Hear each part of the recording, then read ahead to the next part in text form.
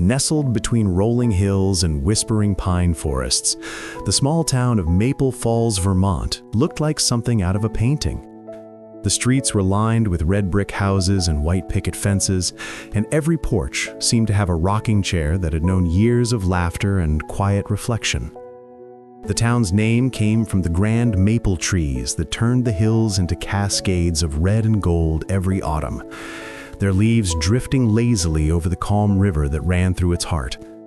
Locals often said that Maple Falls had its own rhythm, slow, warm, and content, untouched by the rush of the outside world.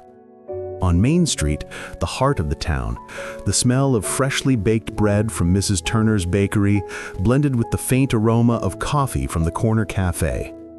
It was the kind of place where strangers didn't stay strangers for long. The townsfolk took pride in their small community.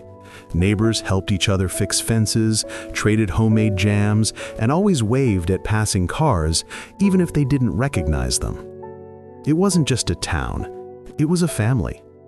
And at the center of that family were two households who had defined Maple Falls for generations: the Andersons and the Reynolds. The Andersons lived in a two-story farmhouse overlooking Lake Willowmere, a tranquil lake that mirrored the sky like glass on windless mornings. Richard Anderson, a retired carpenter, was known for his sturdy hands and kinder heart. His wife Helen was a beloved schoolteacher who had taught nearly every child in town, often saying, "A small town isn't measured by its buildings, but by the hearts that build it." Their elder son, Michael, had followed a more ambitious path, leaving town to study architecture in Boston before returning to design homes that blended perfectly with Vermont's rustic charm. Their younger son, Ethan, was the opposite of his brother, more spontaneous, more adventurous, and always finding reasons to laugh. Across town, at the edge of the meadows where wildflowers grew in endless shades of yellow and violet, stood the Reynolds home, a white cottage with ivy creeping up its sides. Clamor Reynolds, a local artist, and his wife Margaret, who ran the town's flower shop, had raised two daughters who shared their parents' creative spirits. Claire, the elder, was a painter whose landscapes hung in the cafe and town hall, earning admiration from everyone who passed by. Lily, the younger sister, had inherited her mother's sunny energy, always humming, always smiling, and known for her mischievous sense of humor. The Reynolds home was often filled with music, laughter, and the sweet scent of freshly picked lilies from the shop. The friendship between the Andersons and Reynolds had begun long before their children were born. Richard and Thomas had built their friendship during long winters, fixing roofs and chopping wood side by side. Their wives had bonded over shared recipes and shared worries about their husbands' stubbornness. Holidays were always celebrated together: Thanksgiving dinners with too many pies, summer picnics by the lake, and Christmas caroling that echoed through the quiet town streets. It was an unspoken understanding that these two families were more than friends. They were bound by time, trust, and countless shared memories. One golden afternoon, as the townspeople prepared for the Maple Harvest Festival, the Anderson and Reynolds families gathered at the town square. Children chased each other around hay bales, and the air smelled of cinnamon and roasted chestnuts. Ethan leaned against the old oak in front of the general store, tossing an apple in one hand, while Lily, standing across from him, pretended not to notice his grin. "You know, Lily," he teased, "you win the pie-eating contest if you didn't stop to talk so much." She shot him a playful glare. "And you'd win if you didn't flirt with every girl who hands you a slice." Their banter drew laughter from nearby onlookers. Everyone knew those two were trouble together, but the harmless kind that made life in Maple Falls brighter. Later that evening, as twilight settled over the town, lanterns glowed softly along the lake shore. Families gathered to watch the fireworks reflected on the still water. Michael stood beside Claire, their hands brushing as they admired the view, while Richard and Thomas shared stories from the old days. Ethan and Lily were sitting a few feet away, skipping stones across the lake's surface. "Do you ever think of leaving Maple Falls?" Lily asked softly. Ethan shrugged, his eyes following the ripples. Sometimes, but I think wherever I go, this place will always pull me back." She smiled, brushing a strand of hair behind her ear. "Good, because Maple Falls wouldn't be the same without an Anderson around to annoy me." The laughter of the families mingled with the sound of crickets, and in that moment, Maple Falls felt eternal, a place untouched by time, where hearts found peace in simple things. No one knew then that this peaceful town, with its calm lake and golden maples, would soon witness love, heartbreak, and sacrifice that would echo for years to come. For now, Maple Falls was just home, and for the Andersons and Reynolds, that was everything. As the night deepened and lanterns dimmed, Helen Anderson whispered to Margaret Reynolds, "Our children have grown, haven't they? Seems like yesterday they were chasing fireflies." Margaret smiled wistfully. "Yes, and now look at them, standing under the same stars, making new stories." The women exchanged a knowing look, one that mothers share when they sense change in the air, the kind of change that begins quietly in the heart and slowly rewrites everything that once seemed certain.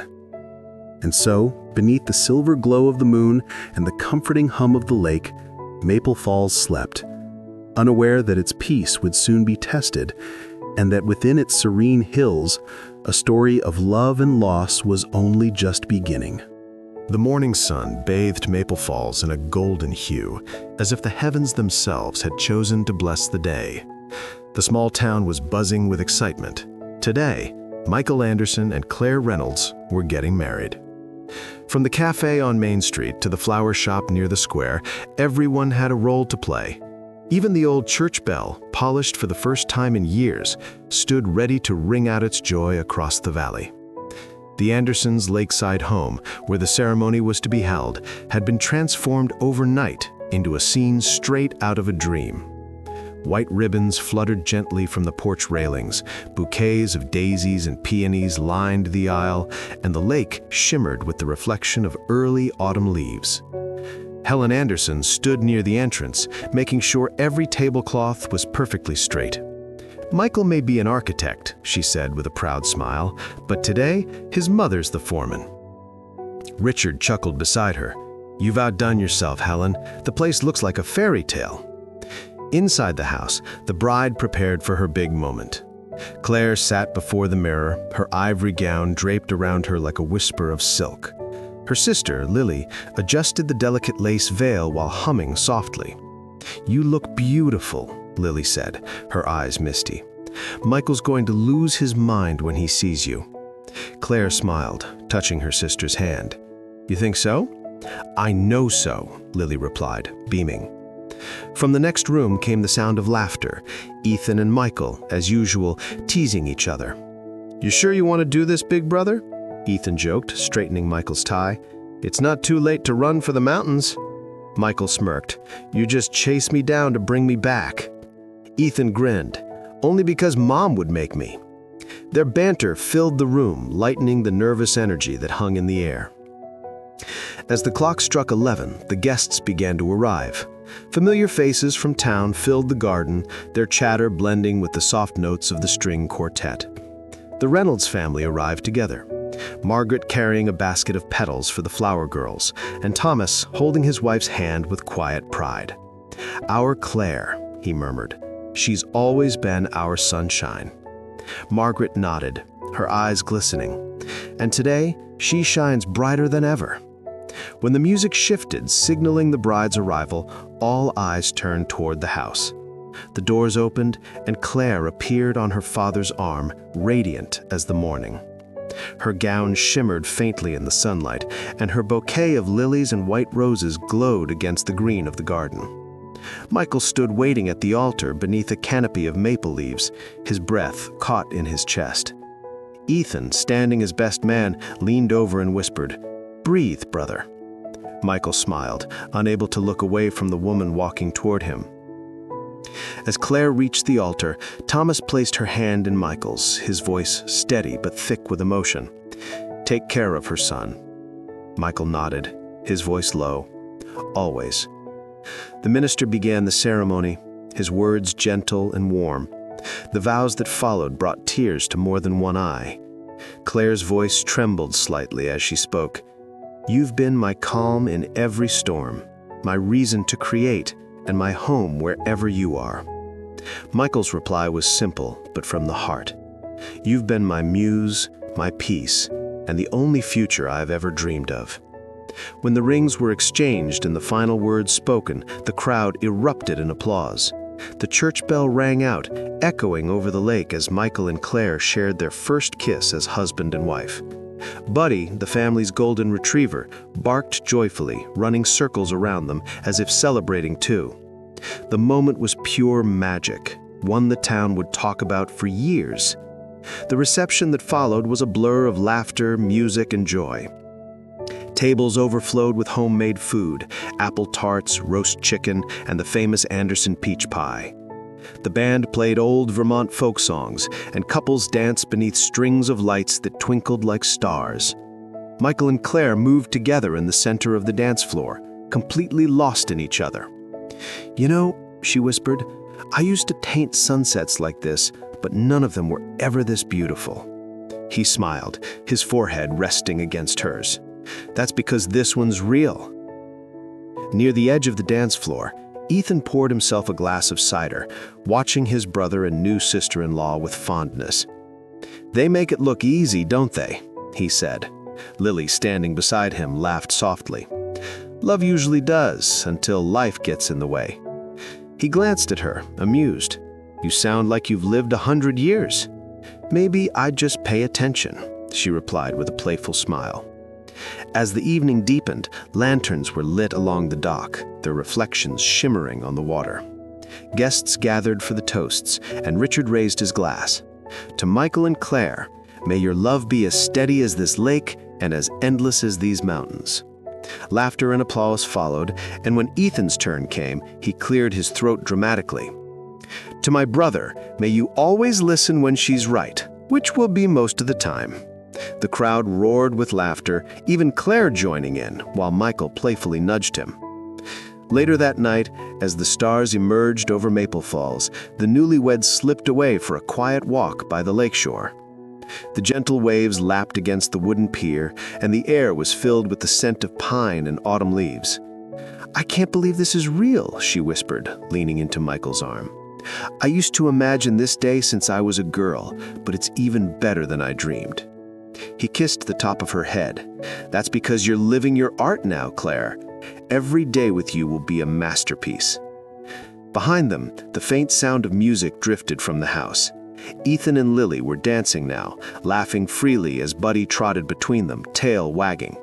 The glow from the lanterns painted golden halos in their hair, and for a fleeting second, Michael watched them with a curious smile. There was something in the way Ethan looked at her, something unspoken but warm and alive. As the night drew to a close, the guests departed with full hearts and tired smiles. The Anderson and Reynolds families gathered one last time at the porch, bidding each other good night. "It was perfect," Helen whispered to Margaret. "They're perfect." Margaret smiled softly. "Yes, but sometimes even perfect days can hold the seeds of storms." No one noticed the gentle wind rising across the lake, stirring the maple leaves. It carried laughter and music with it, but also something else, the faint echo of change. But for now, though, Maple Falls rested under a blanket of stars, the memory of the wedding shimmering like candlelight in every heart. The afternoon sun shimmered on Lake Willowmere, its surface glittering like scattered diamonds. The ceremony had ended, and the lakeside reception was now in full swing. Laughter echoed across the gardens, mingling with the soft strumming of a live band. Guests danced under strings of lanterns, while others gathered around tables laden with apple pie, roasted chicken, and cider. It was the perfect autumn day in Maple Falls, and the Anderson and Reynolds families couldn't have been prouder. Ethan Anderson leaned casually against the railing of the wooden dock, his sleeves rolled up, his tie loosened. He watched his older brother Michael laughing with his new bride, and felt a rare sense of peace. Michael had always been the steady one, the perfectionist who built his life as carefully as the houses he designed. Ethan, on the other hand, preferred to live moment to moment, chasing laughter, not plans. He took a sip of cider and smiled to himself, unaware that someone was quietly approaching from behind. "Enjoying the view? Or just trying to avoid helping your mother clean up the dessert table?" came a playful voice. Ethan turned to see Lily Reynolds, her copper-brown hair glinting in the sun, holding 2 glasses of punch. Her floral dress swayed in the breeze, and her eyes sparkled with mischief. "Caught me," Ethan said with a grin. "I figured if I stayed still long enough, someone else would take my place stacking plates." Lily laughed, handing him a glass. "That's what I thought, so I came to keep you company, while doing absolutely nothing." They clinked glasses, the sound bright against the hum of celebration. For a moment, they simply stood there, watching the newlyweds dance beneath the maple trees. "They look happy," Lily said softly. "Claire's glowing." Ethan nodded. "She's exactly where she belongs. Michael's a lucky man." "And you? Still running from commitment?" Ethan chuckled. "No, not running, just waiting for the right kind of trouble." "Trouble?" she echoed, pretending to be shocked. "Well, if that's what you're after, you might be looking right at it."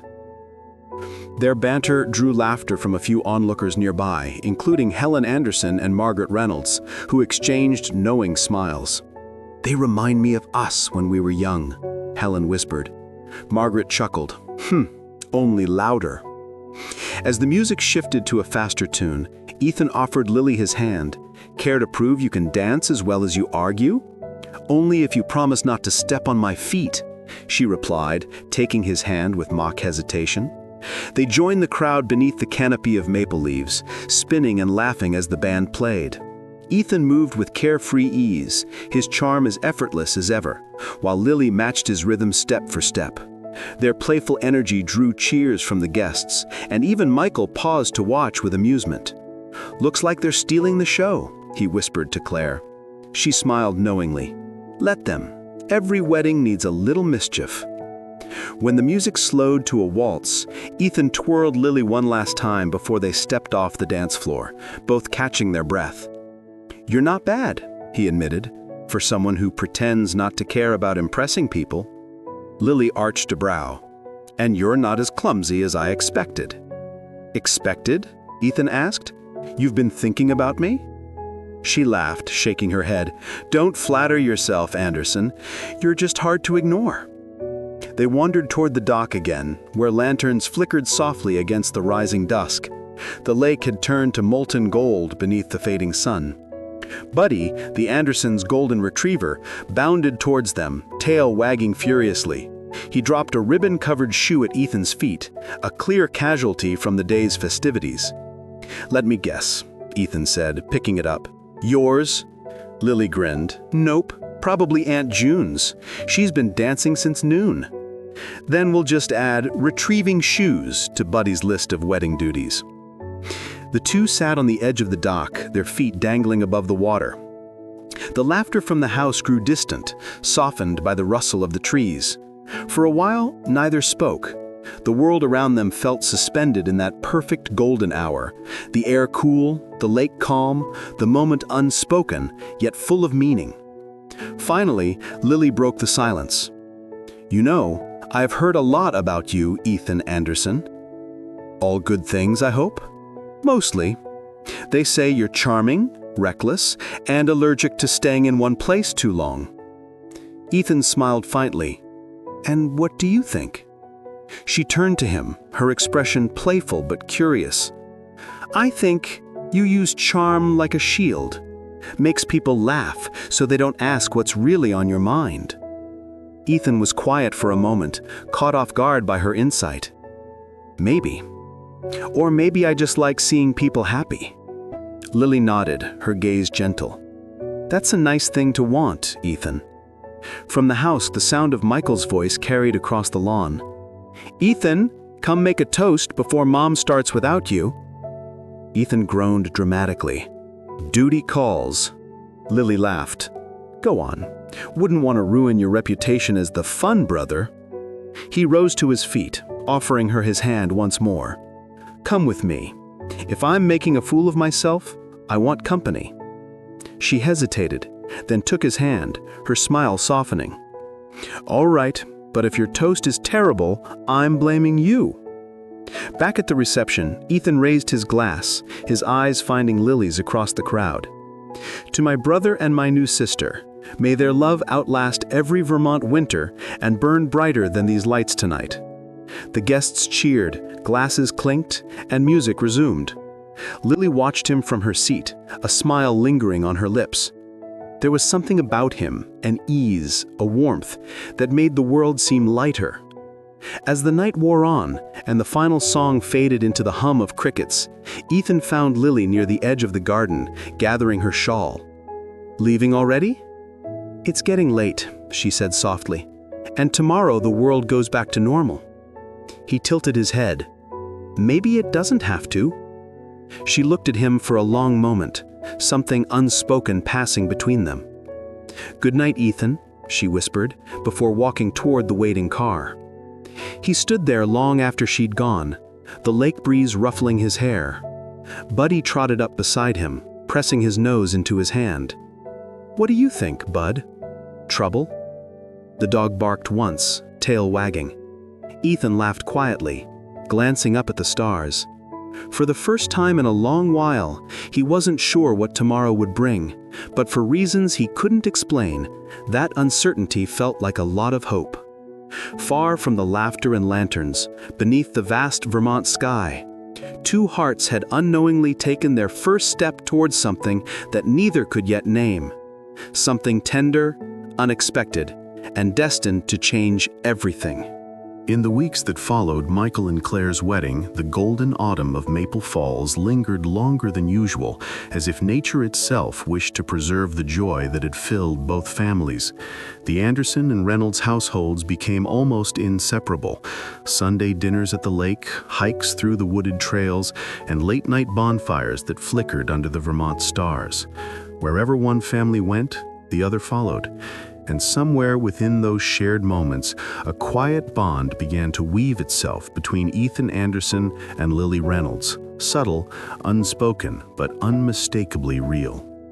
One crisp afternoon, the two families gathered for a picnic near the edge of Willowmere Lake. The air was scented with pine and apples, and the trees shimmered with fiery shades of red and orange. Lily sat cross-legged on a blanket, sketching the reflection of the hills in the water. Ethan watched her from where he was tossing a frisbee for Buddy. When she noticed his gaze, she raised an eyebrow. "What?" she asked, smiling. "You've been staring for 5 minutes." Ethan grinned. "I was just trying to figure out how you make a lake look better on paper than it does in real life." She laughed softly. "It's called talent. You wouldn't understand." "Oh, I understand perfectly," he said, walking over to her. "You're showing off." She swatted his arm playfully. "You're impossible. And yet you haven't told me to leave." He sat down beside her, leaning back on his elbows, the sun warming his face.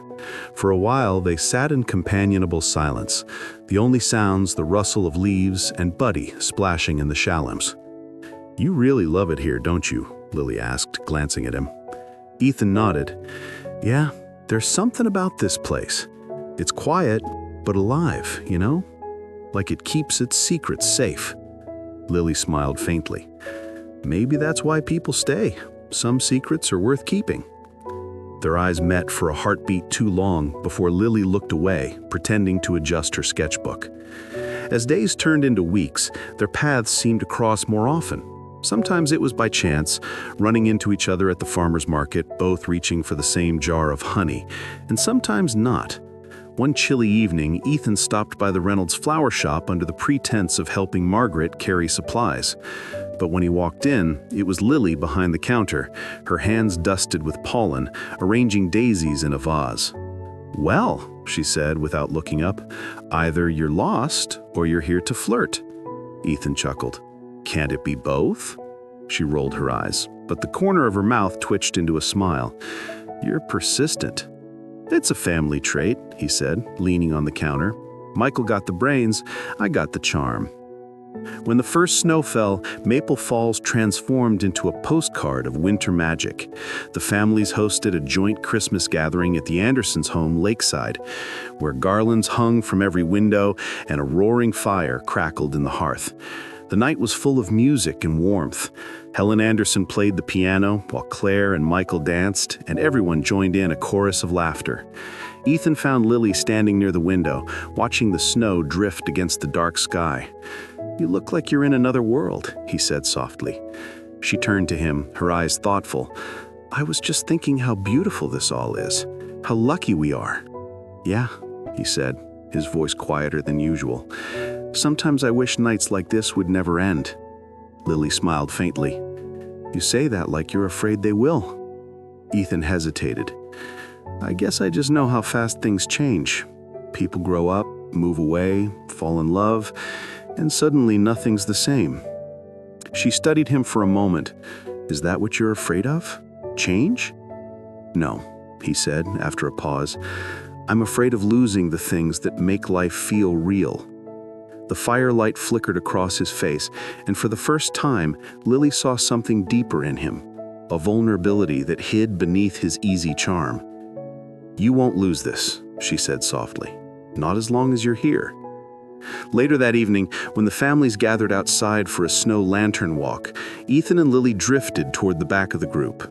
Their lanterns cast twin halos of light across the snow. "You're quiet tonight," Lily said, brushing snow from her coat. Ethan smiled. "Maybe I'm just listening." "To what?" "To the sound of something I don't want to forget." She tilted her head, puzzled. "You talk in riddles, Ethan Anderson." "Only when I mean something I can't quite say," he replied, his breath clouding the cold air. By spring, the world around Maple Falls awakened again, the trees budding, the air fresh with rain, and the lake rippling with life. Ethan began helping Michael on small renovation projects, often joined by Lily, who insisted she could paint a porch railing better than either one of them. "You missed a spot," she teased one afternoon, pointing at a tiny streak near his elbow. "I think you're seeing things," Ethan said, smirking. "Oh, want me to prove it?" she dared, dipping her brush into the paint and flicking a drop on his shirt. He gasped dramatically. "You didn't just do that." "Maybe I did," she said, giggling. In seconds, he had dipped his own brush and swiped a streak across her hand. "Ethan!" she squealed, laughing as he darted away. Claire, watching from the porch, nudged Michael. "They're going to paint each other before they finish that railing." Michael chuckled. "As long as they're happy, I don't mind." As the months rolled on, Ethan and Lily's friendship became the talk of the families. At dinners, they'd sit across from each other, exchanging teasing remarks that drew laughter from everyone. During hikes, they'd wander ahead of the group, talking about everything: dreams, fears, childhood stories. "You ever wonder where you'll be in 10 years? Lily asked once as they sat on a fallen log, the forest humming around them. Ethan shrugged. "Maybe still here. Or maybe somewhere far away, building something that lasts." She smiled. "You already are." "What do you mean?" "You build people up, Ethan. You make life lighter for everyone around you." Her words lingered with him, long after that day, echoing in the quiet moments he spent alone. One summer evening, as the families gathered by the lake for a barbecue, the sunset turned the water to gold. Music played softly, and the smell of grilled corn filled the air. Lily stood at the edge of the dock, her reflection shimmering beside her. Ethan walked up, handing her a lemonade. "You always find the quiet corners," he said. She smiled. "Maybe I like them better than crowds." He leaned against the railing beside her. "You know, Lily, I used to think nothing in Maple Falls could surprise me." "And now?" she asked. He turned to face her. "Now I know I was wrong." She looked up at him, the fading light catching in her eyes, and for a brief moment, the world felt still. Neither spoke. The laughter from the shore grew distant, replaced by the soft lapping of water against the dock. Buddy barked somewhere in the background, breaking the spell, and Lily smiled, stepping back. "We should get back before they burn the food." Ethan nodded, slowly, though a quiet ache had formed in his chest. As night fell, lanterns flickered across the lakeside and fireflies danced over the grass. The family sang songs by the fire, their voices rising together in harmony. Ethan sat beside Lily, their shoulders almost touching. They didn't need words. The warmth between them said enough. Friendship had carried them this far, but somewhere deep inside, both felt the stirring of something they weren't ready to name. Something fragile, beautiful, and inevitable. And as the embers glowed and the stars came alive above Maple Falls, Ethan stole one last glance at Lily, who laughed softly beside the firelight. In that instant, he knew. She had become the rhythm his heart had quietly learned to follow. The Vermont woods surrounding Maple Falls had always been a place of quiet wonder, a stretch of whispering pines, moss-covered stones, and winding trails that carried the scent of earth and rain. To Ethan and Lily, it became more than a patch of wilderness. It was their sanctuary, their secret world untouched by the hum of everyday life. What had started as afternoon walks after family dinners slowly turned into long, unhurried adventures through the forest, where time seemed to move at its own gentle pace. Ethan would often bring his sketchbook, filled with half-drawn designs of cabins and bridges, while Lily carried her paints, capturing the golden light that streamed through the branches. "You know," she said one afternoon as they rested on a fallen log, "you see the world in lines and structure. I see it in color." Ethan smiled, closing his sketchbook. "Maybe that's why we work well together. You make life beautiful, and I make sure it doesn't fall apart." She laughed softly. "That's one way to put it." The forest around them hummed with birdsong, and Buddy, their golden retriever, chased after a squirrel with his tail wagging wildly. Buddy had become their constant companion, loyal, playful, and, as it turned out, a very reliable messenger. It started one morning when Lily, too shy to say something directly, tucked a small folded note under Buddy's collar. It read, "You make every walk feel like a story I never want to end." She sent him running down the path toward Ethan, who was helping Michael repair a fence. When Ethan found the note, his lips curved into a smile that didn't fade for the rest of the day. That evening, he tied his own note under Buddy's collar and sent him back. "Then let's make it a story that never does." From that day, Buddy became the silent courier of their growing affection. Their walks took on a rhythm of laughter and confession. One day they stumbled upon a small clearing where a brook trickled through the rocks. Lily knelt by the water, letting her fingers skim the surface. "When I was little," she said, "I used to believe streams carried secrets, that if you whispered something into the water, it would keep it safe forever." Ethan crouched beside her. "Then maybe we should both tell it something." She smiled. "All right, you first." He hesitated, then leaned close to the water. "I think," he began softly, "I think I'm happiest when I'm here, with you." Lily's breath caught slightly, though she masked it with a smile. "That's cheating. You're supposed to tell it a secret." "It is a secret," he grinned. "One I hope the stream never tells." Her cheeks flushed as she bent to whisper her own words to the water, her voice barely a murmur. When she looked up, Ethan asked, "What did you tell it?" "If I tell you," she teased, "it won't be a secret anymore." He chuckled. "Then I guess I'll just have to earn it." As summer deepened, their secret meetings in the woods became the highlight of their days.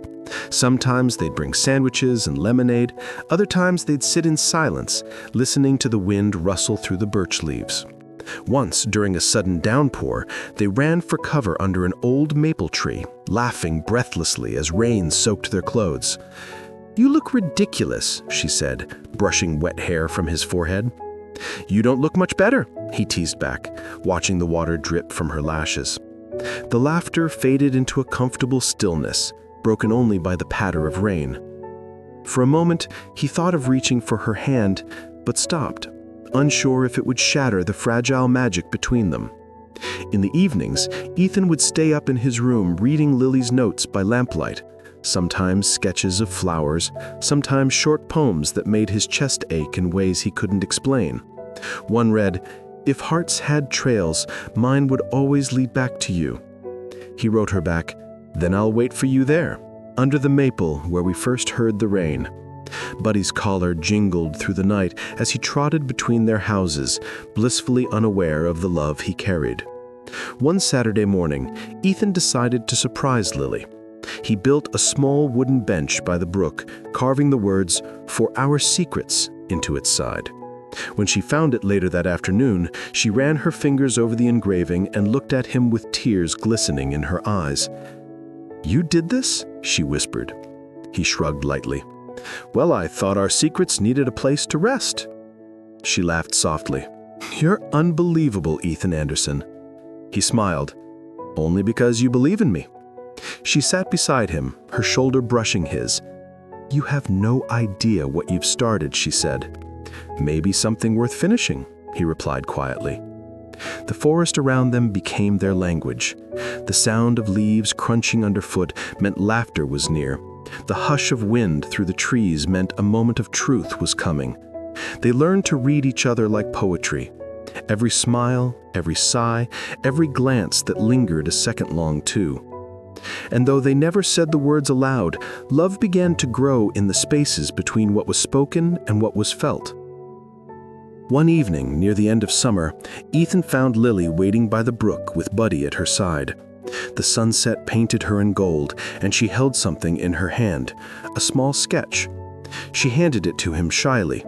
It was a drawing of him sitting on the same log where they'd first talked months ago, his sketchbook open, Buddy at his feet. Underneath, she'd written, "Where my heart feels at home." For a long moment, Ethan couldn't find the words. "Lily," he began softly, "I think I've been writing you into every dream I've had since the day we met." Her eyes shimmered, and before she could reply, Buddy barked, chasing a dragonfly, breaking the spell. They both laughed, but their laughter carried a tenderness neither could hide. "You're terrible at keeping secrets," she teased. "Only when they're about you," he replied. When autumn returned, their secret exchange of notes continued, but the tone of their words grew deeper, more reflective. The forest that once echoed with carefree laughter now held a quieter understanding that what they shared was becoming something they couldn't easily hide. Buddy still ran the trails, tail wagging, carrying the weight of their confessions in crumpled paper. One of Lily's last notes before winter read, "If love could be carried like this, I'd send it to you 1,000 times." Ethan's reply was simple. "It already found me." On the first snowfall of the year, they met once last time under the maple tree. The world was hushed, blanketed in white, and their breath hung in the air. "Do you think the woods remember us?" Lily asked softly. Ethan smiled. "Maybe. But I think it's us who'll remember them." He reached out, brushing a snowflake from her hair, his touch gentle, almost reverent. "Promise me," he said, "no matter what happens, we'll always find our way back here." She nodded. "Always." As they walked back toward the town, Buddy bounded ahead, his golden fur glowing against the snow. The woods behind them whispered in the wind, carrying their laughter, their dreams, and their unspoken promises. Two hearts bound by friendship and something far more powerful blooming just beneath it. And though neither of them knew it then, the echoes of those whispers would shape everything that came after. The first winter after the wedding came gently to Maple Falls. Snow blanketed the rooftops, and the frozen lake mirrored the pink glow of dawn each morning. Inside the Andersons' lakeside home, warmth replaced the chill. Michael and Claire had transformed the old wooden house into a place of comfort and love. Sunlight streaming through wide windows, walls adorned with Claire's soft watercolor paintings, and Michael's carefully crafted furniture that gave every room a sense of permanence. Their laughter, light and unguarded, became part of the rhythm of the home. On quiet evenings, Claire painted in her studio by the fireplace, while Michael worked at his drafting table beside her. "You know," he said one night, glancing up from his blueprints, "your colors always look happier when I'm around." She smirked without looking up.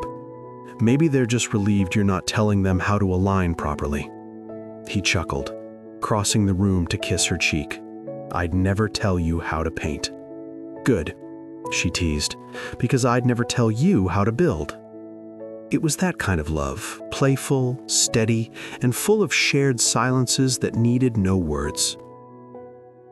The families visited often, filling the house with chatter and the aroma of Margaret Reynolds' pies and Helen Anderson's casseroles. Lily and Ethan came too, always laughing, always finding reasons to stay late into the evening. "You two are here more than you're at home," Claire joked one night. Lily winked. "Someone has to make sure you're feeding Michael properly." Ethan grinned. "And someone has to make sure Lily doesn't burn down the kitchen trying." The laughter that followed filled every corner of the house, and Buddy barked joyfully, weaving between them like a guardian of happiness. Months passed, and as spring bloomed across Vermont, Claire began to change. The mornings brought bouts of dizziness and a soft glow to her face that everyone noticed. One evening, as she and Michael watched the sunset from their porch, she took his hand and whispered, "Michael, we're going to be parents." For a moment he didn't speak. Then he turned to her eyes wide with disbelief and wonder. "You mean?" She nodded, smiling through tears. "Yes." His laughter echoed across the lake as he pulled her into his arms. "A family," he said softly. "Our family." When they told their parents, tears and cheers filled the house. Helen hugged Claire tightly, whispering blessings, while Richard clapped Michael's shoulder with pride. Margaret Reynolds dabbed her eyes, her joy overflowing. "Your sister would have been so proud," she said, looking at Lily, who smiled and replied, "And she'll be the best aunt Maple Falls has ever seen." Ethan raised a glass of apple cider, grinning. "To new beginnings," he declared. Everyone joined in, glasses raised, hearts full. The following months were a blend of anticipation and tenderness. Michael built a cradle with his own hands, carving delicate patterns of leaves and birds along its edges. Claire painted the nursery walls a soft sky blue, adding faint golden stars above the window. Every evening she'd sit there humming lullabies, her hand resting on her growing belly. "He'll have your smile," she told Michael one night. "And your stubbornness," he replied, placing a kiss on his forehead. "That's not fair," she said, laughing.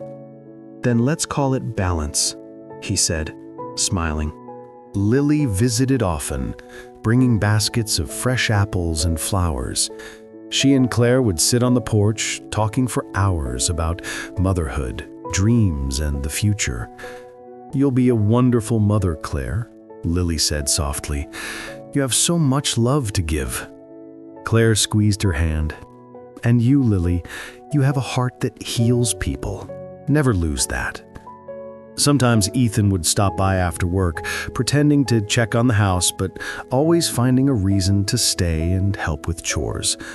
"You're glowing," he teased Claire one evening. "Either that or Michael finally learned to cook." Michael shot him a look, but everyone laughed. When the day finally came, the world seemed to hold its breath. A spring storm rolled over Maple Falls as lightning flickered over the lake. Inside the house, the atmosphere was filled with both fear and anticipation. Michael paced the hallway while Helen and Margaret stayed with Claire. The clock ticked endlessly, until suddenly, a cry. A soft, perfect cry that silenced everything else. Michael rushed inside just as Claire cradled their newborn son in her arms. "Jacob," she whispered. "His name is Jacob." Michael bent down, tears in his eyes, tracing a trembling finger along the baby's tiny hand. "He's perfect," he said. "He's everything." Word spread quickly, and by morning the entire town seemed to know. Friends and family gathered at the Anderson home to meet the newest member of Maple Falls. Lily held Jacob carefully, her eyes glistening. "He's so small, and yet he already owns all our hearts." Ethan leaned over her shoulder. "You're holding him like he's made of glass," he said softly. "That's because he's precious," she replied. Buddy sniffed Jacob curiously and gave a gentle bark, as if welcoming him into their circle. The house became a hub of happiness once again. Days turned into weeks of sweet chaos, sleepless nights, laughter, and the gentle rhythm of lullabies. Claire's art studio now smelled faintly of baby powder instead of paint, and Michael's drafting table often sat untouched while he rocked Jacob in his arms. "You've gone soft," he teased him one afternoon. Michael smiled. "Maybe, but it's the best kind of soft there is." One evening, as the families gathered for dinner, Claire looked around the table. Her husband, their son, her sister, her in-laws, all talking and laughing in the warm glow of candlelight. "I think this is what happiness looks like," she whispered to Lily. "It's simple, but it's everything." Lily smiled. "And it's yours." Claire looked down at Jacob sleeping in her arms and nodded. "Ours," she corrected softly. The summer that followed was filled with small golden moments. Family picnics by the lake, lazy afternoons in the garden, Buddy running after butterflies while Jacob giggled in his cradle. Claire's art studio now smelled faintly of baby powder instead of paint, and Michael's drafting table often sat untouched while he rocked Jacob in his arms. "You've gone soft," he teased him one afternoon. Michael smiled. "Maybe, but it's the best kind of soft there is." One evening, as the families gathered for dinner, Claire looked around the table. Her husband, their son, her sister, her in-laws, all talking and laughing in the warm glow of candlelight. "I think this is what happiness looks like," she whispered to Lily. "It's simple, but it's everything." Lily smiled. "And it's yours." Claire looked down at Jacob sleeping in her arms and nodded. "Ours," she corrected softly. The summer that followed was filled with small golden moments. Family picnics by the lake, lazy afternoons in the garden, Buddy running after butterflies while Jacob giggled in his cradle. Claire painted again, this time with Jacob's tiny footprints pressed onto her canvas. "His first masterpiece," she told Michael proudly. He grinned.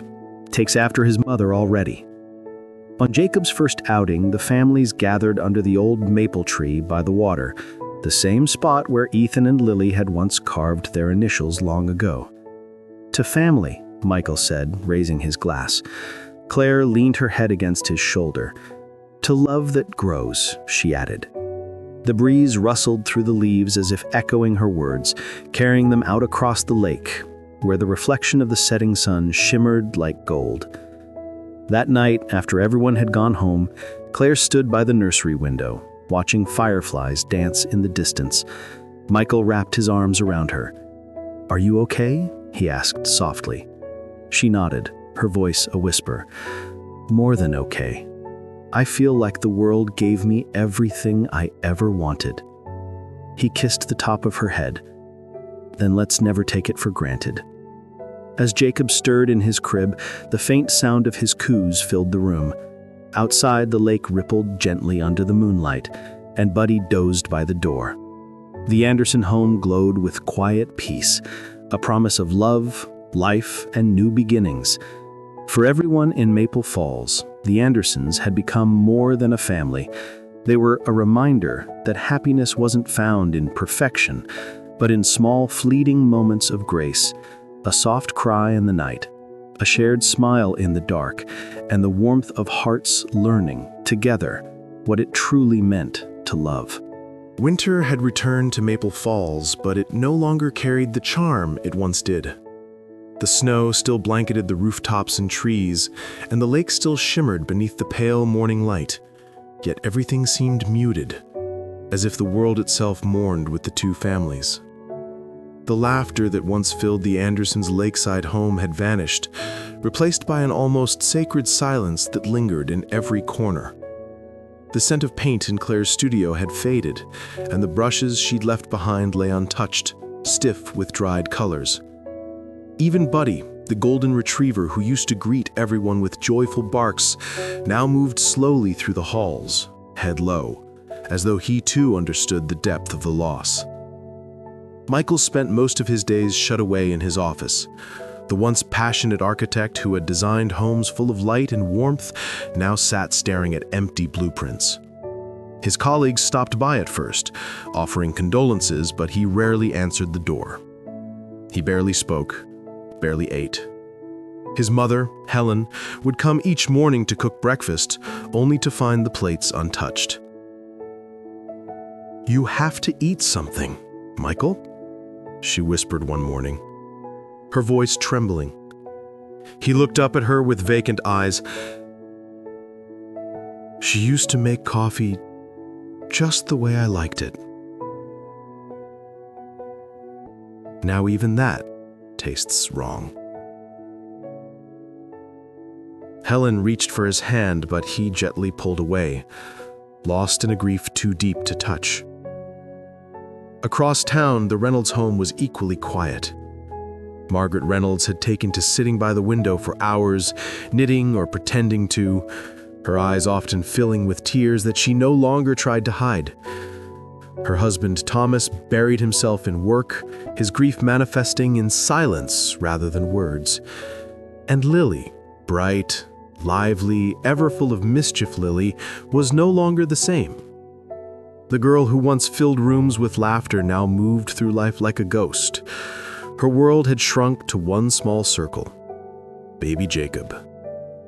Jacob was her reason to wake up each morning. His cries pulled her from sleepless nights, his laughter gave her fleeting glimpses of joy. Every morning she would wrap him in the soft blanket Claire had made, the same one she'd carried that terrible day, and rock him gently by the fire. "Your mama loved you more than anything," Lily would whisper, pressing her lips to his forehead. "And she'd want you to smile, my little star." Jacob would giggle, reaching for her hair, and for a moment she would smile through her tears. Ethan often came by to check on her, though he didn't always know what to say. One afternoon he found Lily sitting on the floor with Jacob in her lap, humming softly. "You're here again," she said quietly without looking up. "You didn't have to come." Ethan sat beside her, his voice gentle. "I know, but I wanted to." There was a long pause before she spoke again. "It's strange, isn't it? The house used to feel so full, and now it's like it's holding its breath." Ethan nodded, his eyes soft. Grief has a way of making even the air feel heavy. Sometimes she would walk to the lake with Jacob in her arms, the cold wind biting her cheeks. She'd stand where Claire and Michael had exchanged vows, staring across the still water. "I wish you could see him, Claire," she whispered into the wind. "He's beautiful, just like you said he'd be." Buddy often followed, lying quietly at her feet, as if guarding her from the loneliness that shadowed her every step. Michael avoided these moments. He couldn't bear to look at Jacob, not because he didn't love his son, but because every glance reminded him of Claire, her smile, her voice, her touch. One evening, Helen pleaded with him, "Michael, Jacob needs you." He stared at the fire for a long moment before replying, "He needs his mother." The words broke Helen's heart. That night, she wept quietly in her room, praying that time would bring her son back from the edge. It was Lily who kept Jacob's world alive.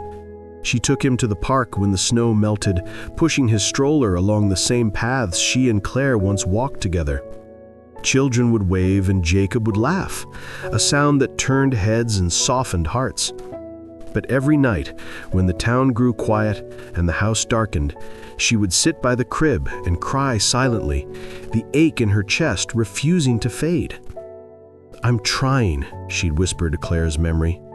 "I'm trying to be strong for him and for Michael." Ethan began spending more time with them. Sometimes he helped fix things around the house. Other times he'd just sit and talk with Lily after Jacob fell asleep. "You shouldn't have to do this alone," he told her one evening as they sat on the porch. She shook her head. "I'm not alone," she said softly, watching the stars. "I have him, and I have you." Ethan looked at her, the faint glow of the porch light illuminating the tiredness in her eyes. "You've changed," he said. "You used to find joy in everything." She gave a faint, wistful smile. "I still do sometimes. It's just buried deeper now." Michael's detachment grew worse before it grew better. Weeks passed before he finally came out of his self-imposed isolation. One morning, he found Lily in the living room, playing peekaboo with Jacob. The baby's laughter filled the room, a sound he hadn't heard in months. He stopped in the doorway, his throat tightening. Lily looked up, startled. "Michael," she said softly. For a long moment, he said nothing. Then, with quiet steps, he knelt beside Jacob, brushing his son's cheek. The baby reached for his finger, giggling. "He has your eyes," Lily whispered. Michael's lips trembled. "No," he said quietly. "He has hers." That moment marked a small shift, fragile but real. Slowly, Michael began joining them for breakfast, helping with bedtime, even smiling faintly when Jacob giggled. It wasn't healing, not yet, but it was a beginning. Lily watched him carefully, sensing the cracks in his grief starting to let light through. But even as life tried to move forward, the silence of the past lingered. There were days when Lily still found herself in Claire's old studio, tracing her sister's unfinished brushstrokes, imagining what she would have painted next. "You were always better at seeing the good," she murmured one evening. "Tell me, Claire, how do I find it again?" Only the ticking of the clock answered her, steady and unyielding. Months later, when spring returned, the families gathered for dinner for the first time since the funeral. The table was quieter, but not somber. Jacob babbled in his high chair, smearing mashed potatoes across his face, making everyone laugh, even Michael. "He's gonna be trouble," Ethan joked. Helen smiled faintly. "Just like his father." Michael looked around the table, his gaze lingering on Lily, who cradled Jacob with gentle care. "Maybe trouble is exactly what we all need," he said softly. That night, as the families left, Lily stood by the window, holding Jacob against her shoulder. Outside, the lake shimmered under the moonlight. "The world's still turning, Claire, even without you." The baby stirred and smiled in his sleep, and for the first time in months, Lily let herself smile too. Small, fragile, but full of hope. The silence that had once suffocated the families didn't vanish overnight, but within that silence, love began to quietly rebuild itself, through Jacob's laughter, through shared meals, and through the unspoken promise that even in the aftermath of loss, life would find its way forward. The storm had passed, and though the world still felt changed, the first whispers of healing had begun to stir in Maple Falls.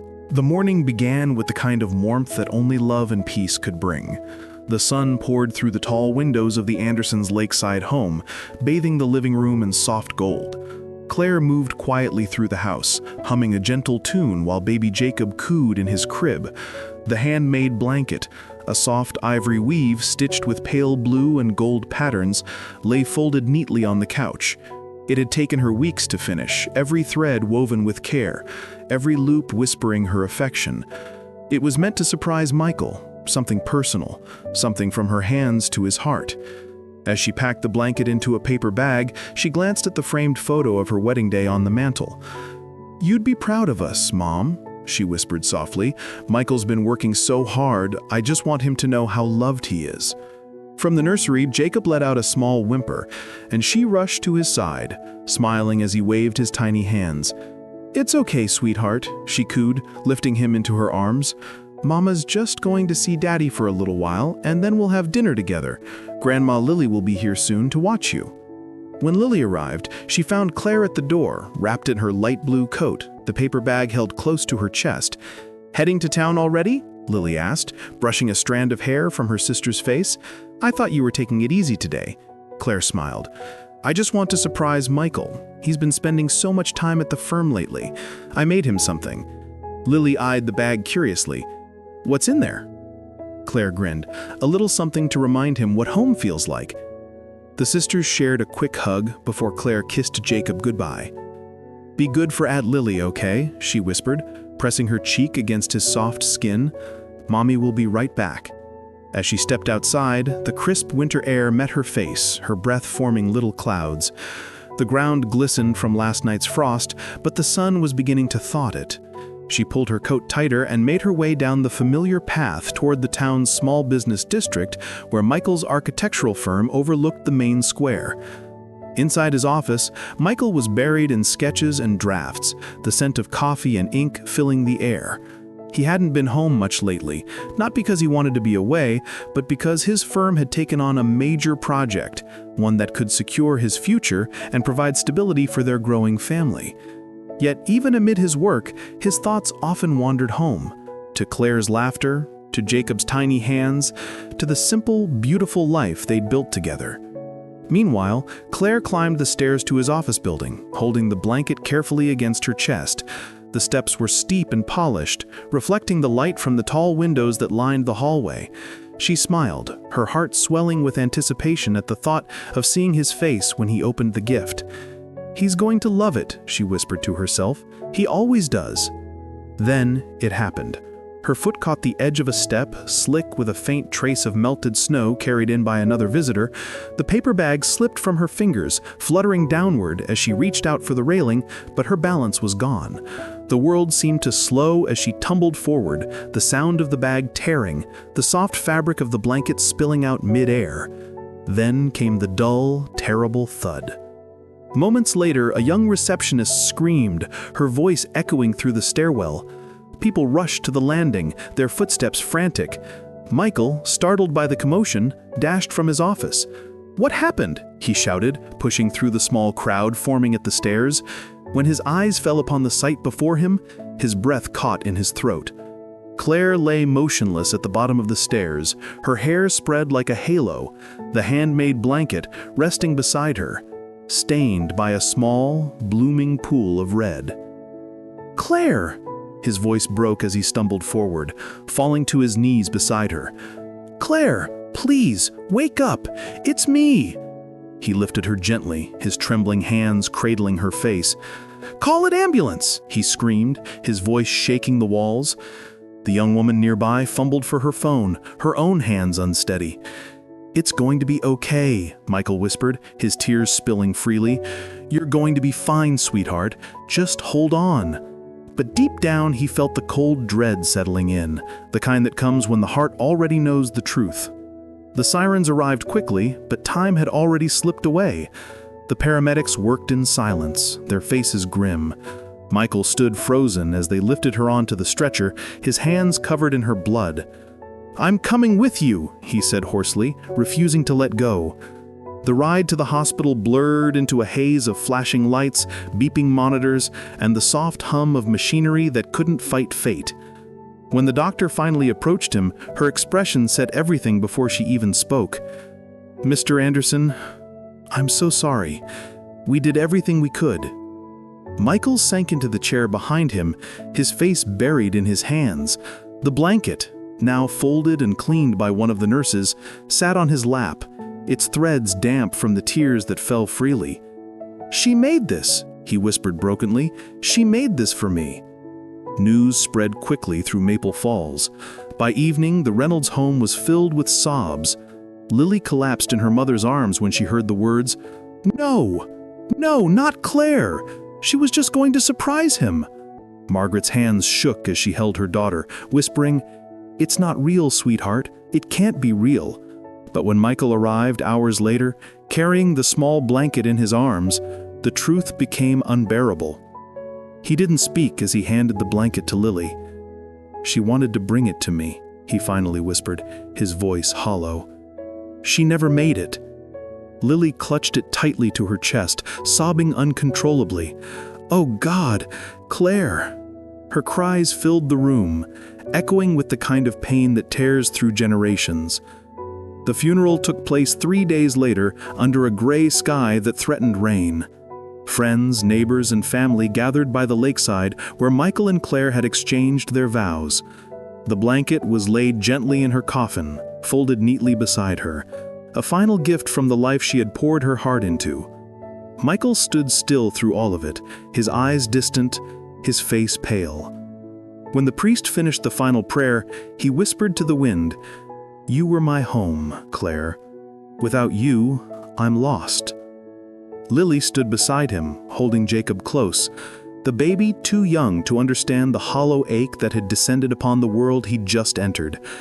She reached out, gripping Michael's hand. "She'd want you to live," she said softly. He didn't answer, his gaze locked on the lake. That night, after everyone had gone, Michael returned to the house they'd built together. It was too quiet, the silence almost unbearable. He walked into the nursery, standing beside Jacob's crib. The baby stirred, letting out a soft sigh in his sleep. Michael knelt beside him, tears falling freely. "She loved you more than anything," he whispered, "and I promise, I'll tell you about her every single day." He reached for the small blanket draped over the chair, the twin to the one she'd made for him, and pressed it to his face, breathing in the faint scent of lavender and home. For the first time, he allowed himself to break completely, his sobs filling the empty house, and outside, the wind carried the softest whisper across the lake, as if somewhere, somehow, Claire was still there, watching over the family she had built, her love stitched into every thread of the life she left behind.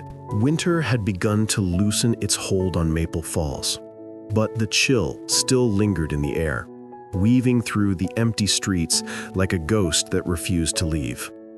Inside the Andersons' lakeside home, the fire crackled softly, casting faint shadows across the walls lined with photographs of happier days. Michael sat near the window, staring out at the frozen lake that had once reflected his life's greatest joys, and now only mirrored his silence. The house, once filled with laughter, felt impossibly large without Claire. Even Jacob's giggles, though bright and innocent, could not pierce the grief that had settled like mist in his heart. Lily Reynolds stood in the doorway, clutching Jacob's favorite blanket in her hands, the one with small blue stars stitched by Claire herself. "He's asleep," she said gently. Her voice broke the stillness like a whisper of spring in a long winter. Michael nodded without looking at her. "Thank you, Lily. I don't know what I'd do without you." She offered a small smile, though her eyes carried exhaustion and sorrow. "You don't have to thank me. He's all I have left of her, too." For months, Lily had been coming to help with Jacob. What began as daily visits turned into nights spent at the Anderson home, cooking meals, folding laundry, and keeping Michael company when silence became too heavy to bear. Yet beneath her quiet strength, her heart was divided, torn between the memory of her sister and the love she could no longer admit aloud.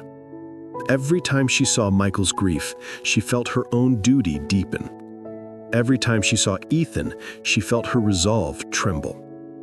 One evening, as the snow began to fall again, the two families gathered for dinner at the Reynolds home. The air was thick with unspoken words. Richard Anderson sat beside his wife, Helen, their faces solemn. Across from them were Margaret and Paul Reynolds, their expressions equally tense. The flicker of candlelight reflected in the silverware as Margaret finally broke the silence. "We've all been thinking," she said softly, "about Jacob and about Michael." Lily's fork froze midair. She looked up, sensing the weight in her mother's tone. "Thinking about what?" she asked. Helen Anderson glanced at her son, who sat quietly at the end of the table, his eyes cast downward. "Michael can't raise Jacob alone forever. He needs stability, a family." Richard added, "And Jacob needs a mother. Someone who already loves him, someone who understands him." Lily's heart began to race. "What are you saying?" she whispered, though part of her already knew. Margaret reached across the table, her hand trembling. Lily, we're saying that maybe you should be that person. The room fell silent. The clock ticked in the background, each second stretching unbearably. Ethan, sitting beside his father, stiffened, his hand curled into a fist under the table. You can't be serious, he said, his voice barely controlled. You're asking her to marry Michael? Helen sighed, meeting Ethan's glare with gentle firmness. It isn't about what's fair, Ethan. It's about what's right for the child. Jacob adores Lily.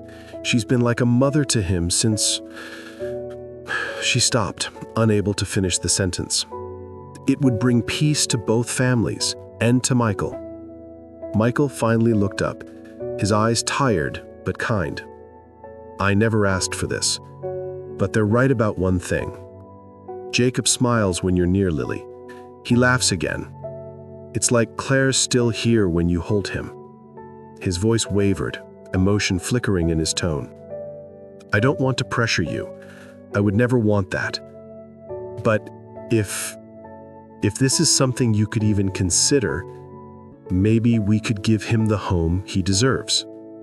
Lily's breath caught.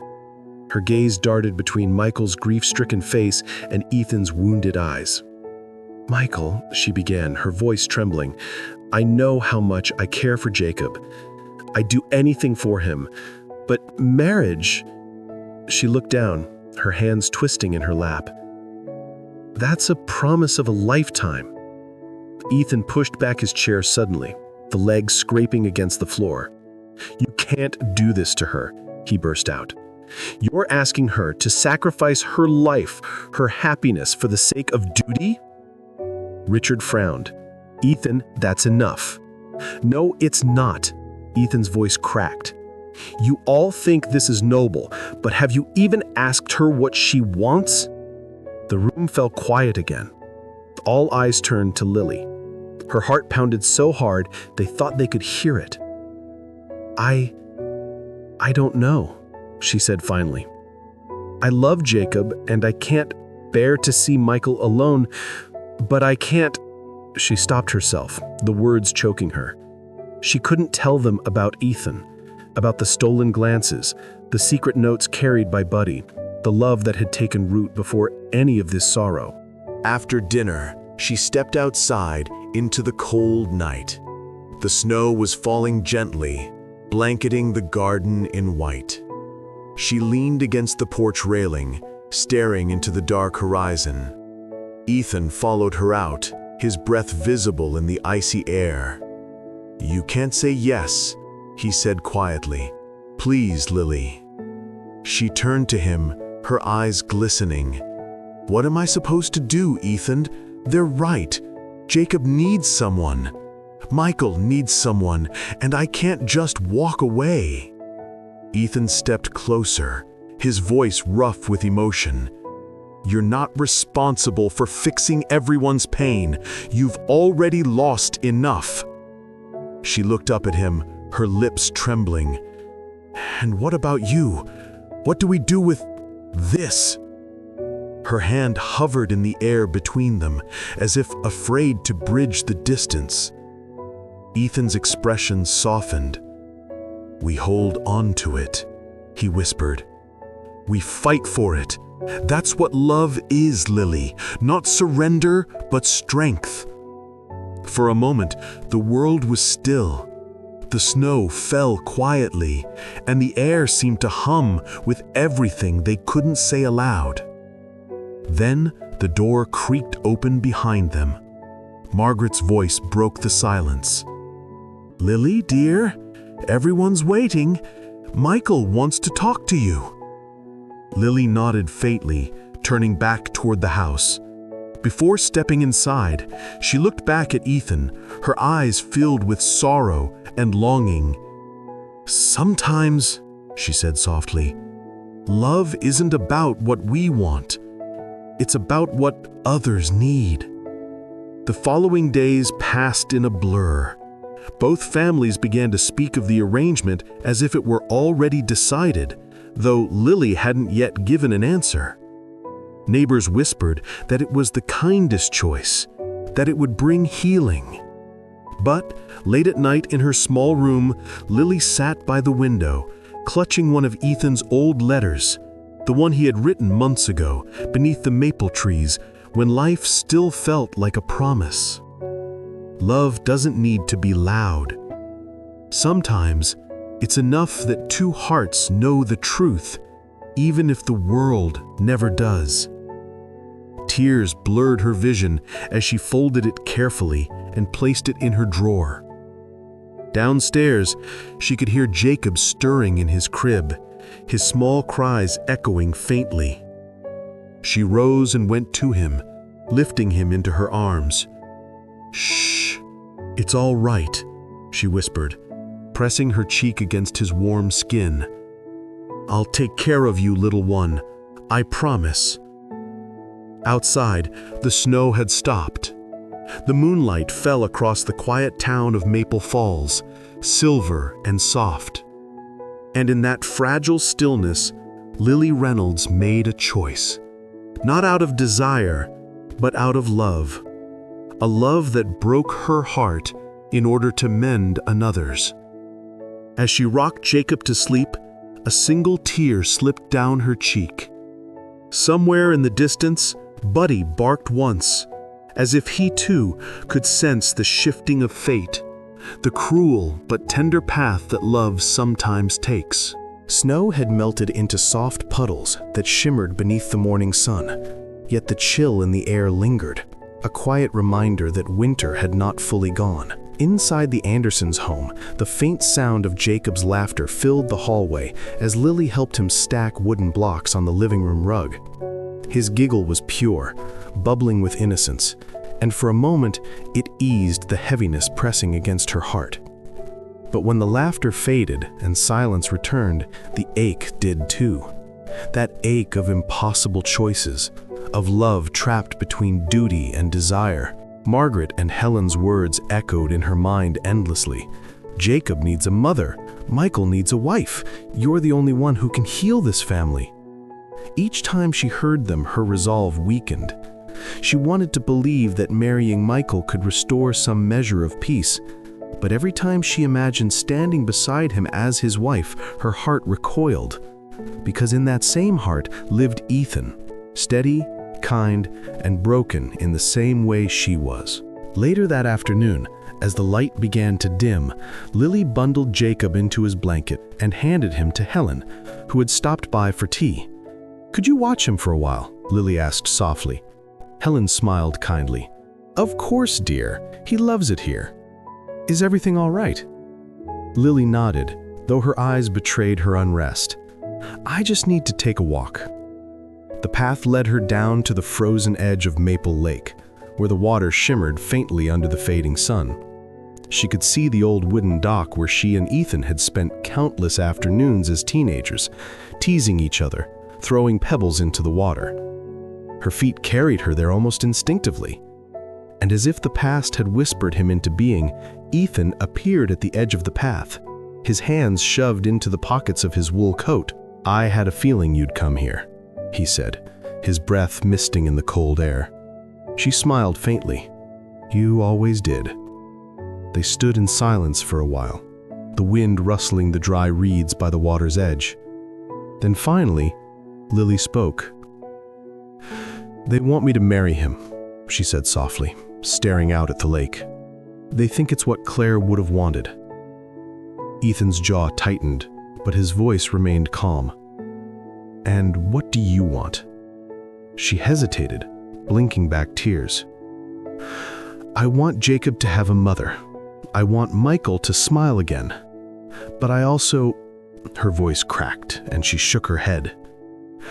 "I also want to stop breaking inside every time I think about losing you."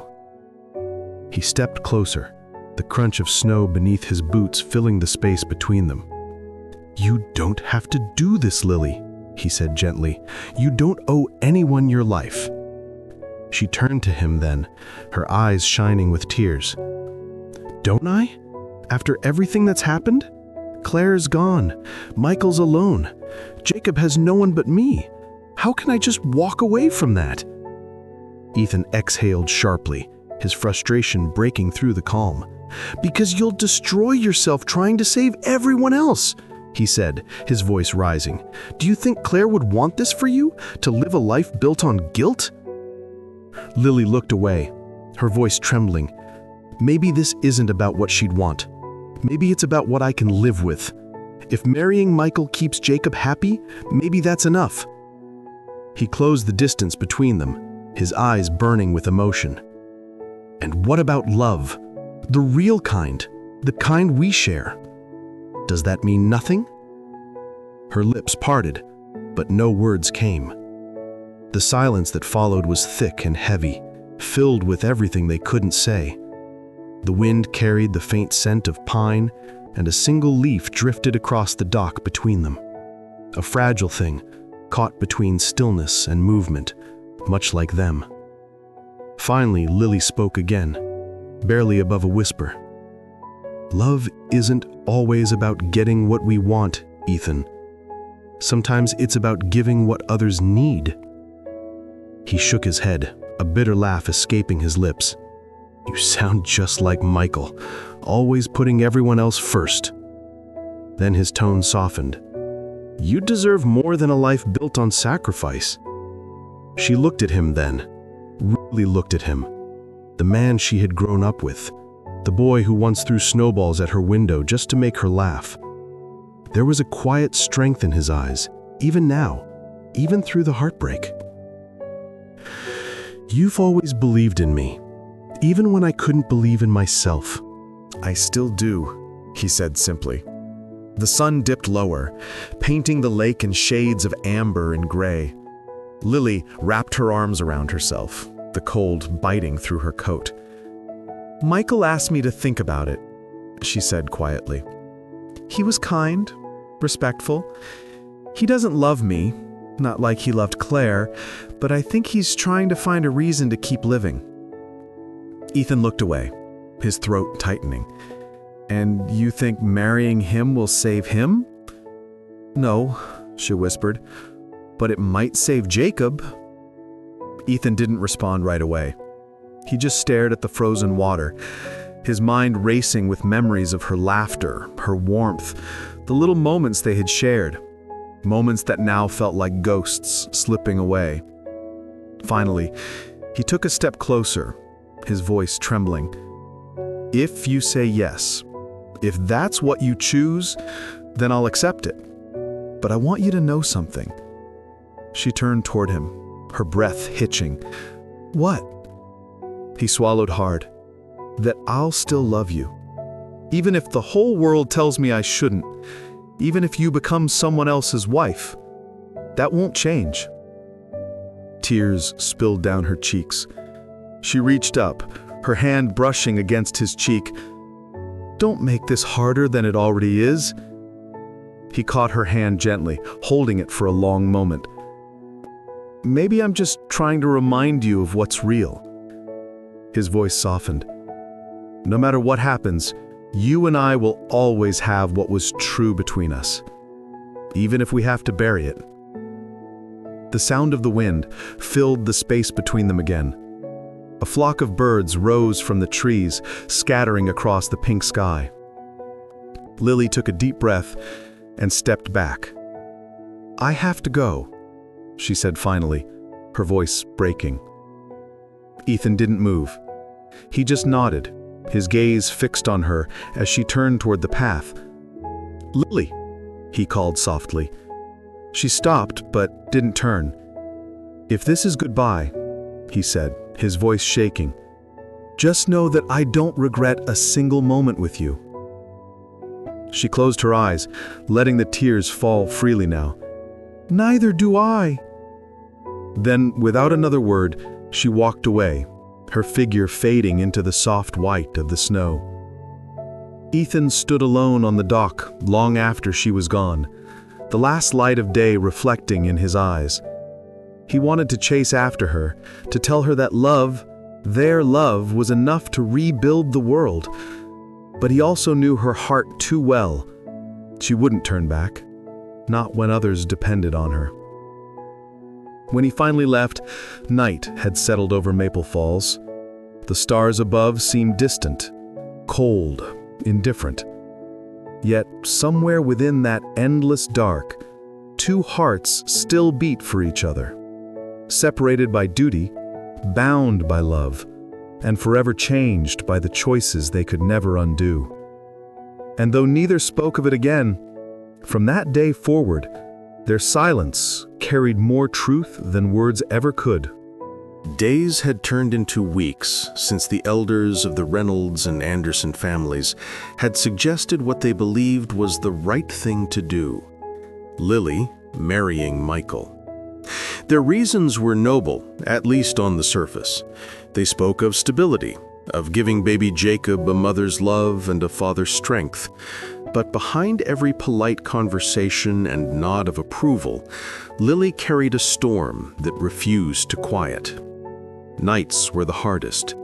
She would lie awake, staring at the ceiling, the faint glow of the moon slicing through her window like a reminder of all that was slipping away. Ethan's words echoed in her mind. Do what's right for Jacob. He deserves peace. But doing what was right felt like betrayal. She thought of Ethan's eyes, the way they softened whenever he looked at her, how his laughter always brought color to her world. Now every thought of him hurt like a bruise pressed too hard. One evening, Lily found herself sitting on the porch, a blanket draped over her shoulders. The spring air carried the scent of pine and distant rain. Her mother, Margaret Reynolds, joined her, holding 2 steaming mugs of chamomile tea. "You've been quiet these days," Margaret said softly, settling beside her. "Are you thinking about Claire again?" Lily hesitated. "I always think about Claire, but it's more than that." Margaret studied her daughter for a long moment. "You're worried about Michael, aren't you? About Jacob?" Lily nodded, her throat tightening. "He's lost so much, Mama. They both have. I don't know if marrying him is the right way to help." Margaret sighed, her eyes glistening. "Sometimes love isn't about what feels right for us. It's about what gives others a chance to heal. Michael needs someone strong beside him. And Jacob, he deserves a mother who loves him like her own." The words sank deep into Lily's heart, heavy and suffocating. She wanted to tell her mother about Ethan, about the letters, the laughter, the bond they had built quietly under the maple trees.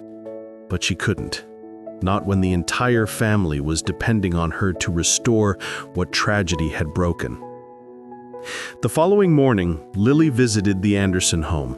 The scent of baby powder and faint cologne lingered in the air.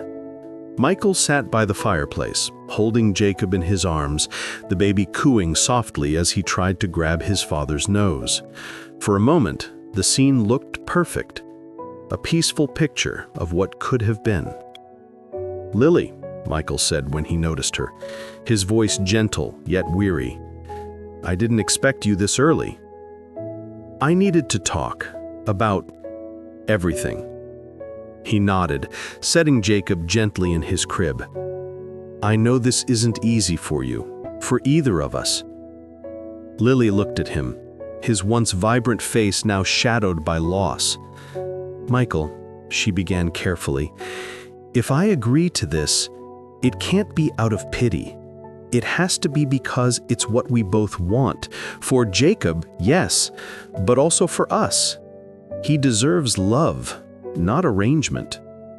Michael's lips parted as up to respond, but no words came.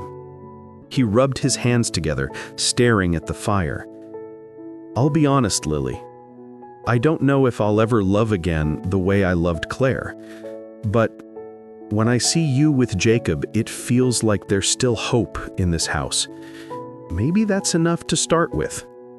Tears welled in Lily's eyes. His sincerity disarmed her. "Then we'll take it one step at a time," she said softly. When she returned home, the elders were already discussing the engagement plans. Margaret and Helen Anderson exchanging excited whispers about flowers, venues, and dates. Lily stood in the doorway, unseen for a moment, watching them. Their joy should have been contagious, but it only deepened the hollow ache inside her. That evening, she went to the edge of the woods where she and Ethan used to meet. The wind carried the faint scent of lilac and damp soil. Ethan was already there, leaning against a tree, his hands tucked in his jacket. The look in his eyes told her he already knew. "So, it's decided," he said quietly, not as a question.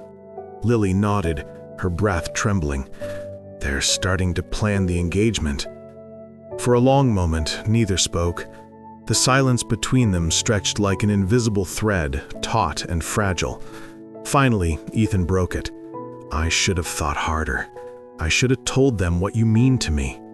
"Don't," Lily whispered, tears escaping down her cheeks. "You did what you thought was right, and maybe you were." Ethan's jaw tightened. "Right doesn't mean painless, Lily. Not when it costs us this." She stepped closer, close enough to see the anguish in his eyes. "We can't be selfish. Jacob needs me. Michael needs someone to hold what's left of his world together. And maybe that's my purpose now." Ethan reached for her hand, his fingers brushing hers lightly. "Then promise me something," he said, his voice raw. "Promise me you won't forget what we had, even if you have to bury it." "I could never forget," she said, her voice cracking. "You're in every dream I have, Ethan, but we can't live in them forever." They stood there, the twilight folding around them, the woods bearing witness to another quiet heartbreak. The following week, Maple Falls began to buzz with whispers. Invitations were hinted at, rings were discussed, and the church bells seemed to echo in anticipation. Michael, though reserved, appeared lighter, his grief now tempered with the faint glimmer of duty and companionship. Lily tried to smile through it all. Through the fittings, the well wishes, the family dinners filled with laughter that felt borrowed. But every night, as she lay awake, she could almost hear Ethan's voice carried by the wind outside her window. On the evening before the engagement announcement, she found herself sitting by Jacob's crib. The baby slept peacefully, clutching the corner of his mother's old blanket, the same one Claire had died carrying. Lily brushed his hair softly and whispered, "Your mother loved you more than life itself. I'll try to love you enough for both of us." Just then, Ethan's shadow appeared at the doorway. He didn't speak, only looked at her one last time before turning away. She wanted to call out, to tell him she'd change her mind, that love mattered more than duty, but her voice wouldn't come. The next morning, Maple Falls awoke to the sound of bells. The engagement was official. Smiles filled the room, glasses clinked, and everyone celebrated the new beginning. But as Lily stood beside Michael, holding Jacob in her arms, her eyes drifted toward the window, where Ethan once stood beneath the maple trees, waiting. Her heart ached, but she forced a smile. Because sometimes, love wasn't about what you chose, it was about what you sacrificed. The days leading up to the engagement passed like a blur for Ethan Anderson. Everywhere he turned, laughter and celebration filled the air, but to him, each sound was a quiet reminder of what he'd lost. The town of Maple Falls seemed to glow brighter with the news of Michael and Lily's union. Neighbors stopped by the Anderson home to offer congratulations, children ran through the gardens with flower petals, and the church bells rang in practice for the ceremony. Yet, beneath all the joy, Ethan carried a wound that refused to heal. He often found himself helping with the preparations, hammering decorations into the wooden posts outside or helping his mother, Helen, arrange bouquets of lilies and wild roses. Every task became a test of endurance. "Ethan, could you bring more ribbons from the pantry?" his mother asked one morning. He nodded without a word, forcing a smile as he passed Lily in the hallway. Their eyes met for only a moment, a fleeting second heavy with all the words they couldn't say. When he handed Helen the ribbons, she paused and looked at him closely. "You've been working too hard, sweetheart," she said gently. "You don't have to take on everything." Ethan forced a light laugh. "I need to keep busy, Mom. Can't have Michael thinking I'm slacking off before the big day." Helen smiled, her eyes filled with pride. "You've always been a good brother. Michael's lucky to have you." But the words pierced deeper than she could have known. A good brother. That was what Ethan had always been. Loyal, dependable, the one who made sacrifices so others could shine. But now, being a good brother meant watching the woman he loved promise herself to his own blood, and doing it with grace. Later that afternoon, he joined Michael in the garden. The sun cast a warm golden light over the maple trees, and the hum of bees floated lazily through the air. Michael was sketching out last-minute seating arrangements on a notepad, his face calm but tired. "Everything's coming together," Michael said, glancing up.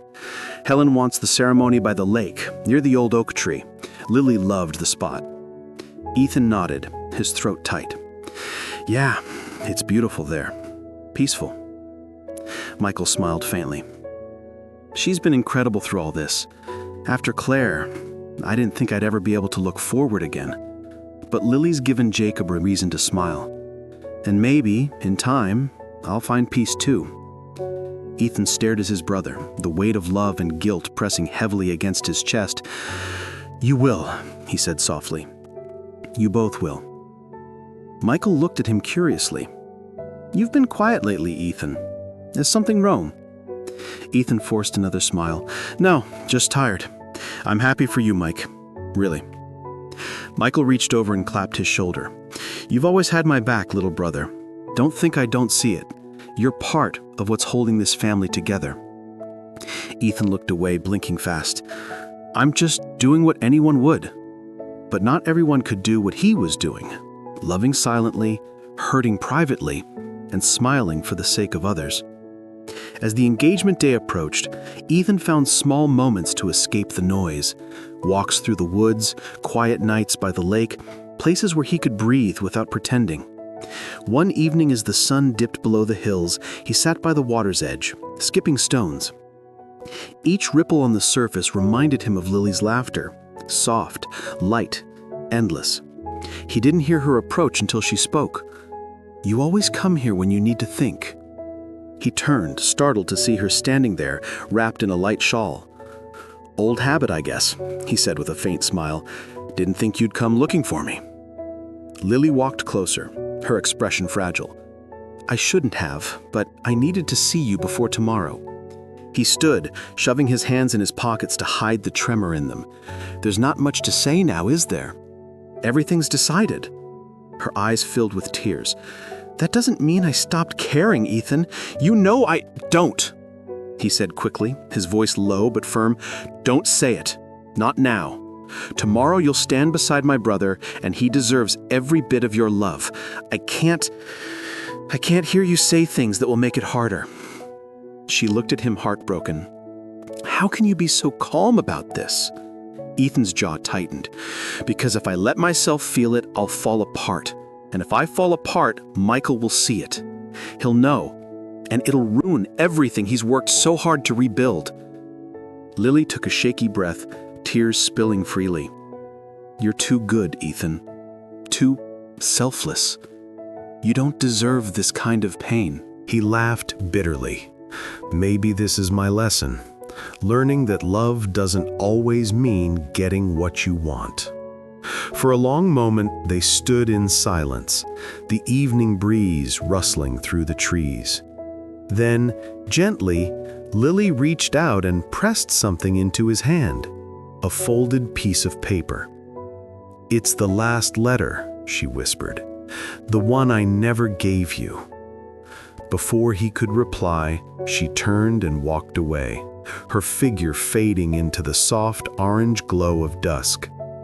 Ethan stood frozen, staring at the letter. When he finally unfolded it, the words blurred through his tears. "If life had been kinder, I would have chosen you. But kindness isn't ours to demand." Wherever this path leads, know that my heart will always remember the way yours made it feel alive." He folded the letter carefully and tucked it inside his jacket, close to his heart. That night, as the family gathered for the final rehearsal dinner, Ethan moved among them with quiet strength. He poured drinks, helped seat guests, and even managed to laugh when Helen teased him about being next to find love. But beneath that laughter lay the echo of Lily's voice, the ache of what would never be. When the night drew to a close, Michael stood to make a toast. "To family," he said, raising his glass.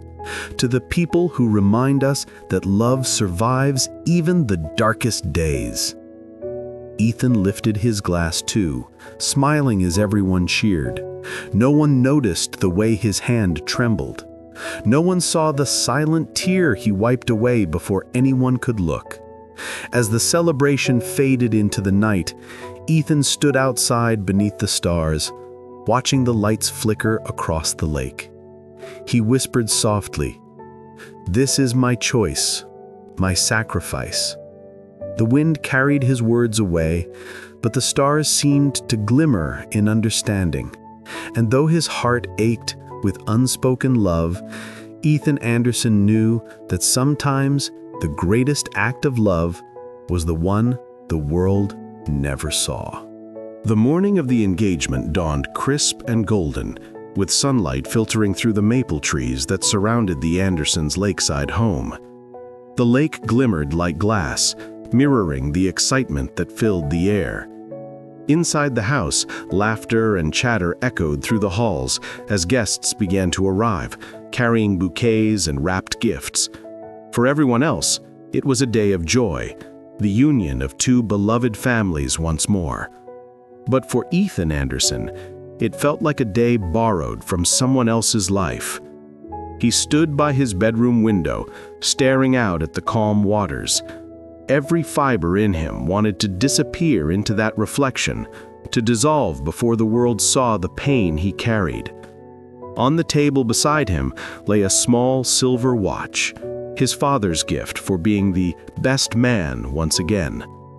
"Always stand by your brother," Richard Anderson had said, patting his shoulder. Ethan had smiled then, but the words had never felt heavier than they did now.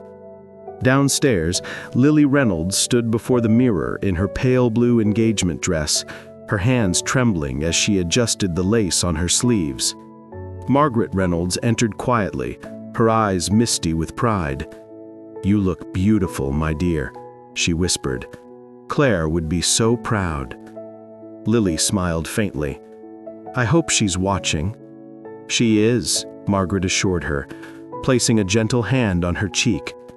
"And she'd want you to be happy."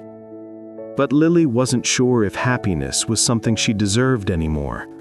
She glanced toward the window where the lake shimmered in the distance, wondering if Ethan was out there, if he could feel her turmoil as deeply as she felt his. She wanted to run, to escape this day, but duty had become her prison, and love her silent wound. In the garden, the family's golden retriever, Buddy, bounded across the grass, tail wagging, weaving between guests and decorations. He had been unusually restless all morning, darting in and out of rooms as if searching for something. Helen laughed as he brushed past her. "That dog's more excited than anyone here," she joked, arranging flowers near the oak tree where the ceremony would be held. As Buddy wandered back toward the house, his nose caught a familiar scent, one that smelled faintly of Lily. He followed it up the wooden steps to the hallway that led to Ethan's old study. The door was slightly ajar, and on the floor near the desk lay a faded envelope, its corner peeking out from beneath a chair.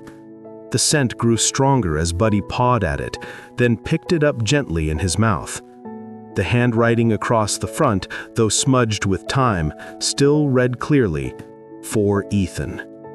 Meanwhile, in the main hall, Michael Anderson was reviewing the ceremony details with his father. His expression was calm, though a quiet unease lingered behind his eyes. "Everything's ready," Richard said proudly. "Your mother's managed to outdo herself this time." Michael smiled. "She always does." He glanced toward the staircase. "Has anyone seen Lily?"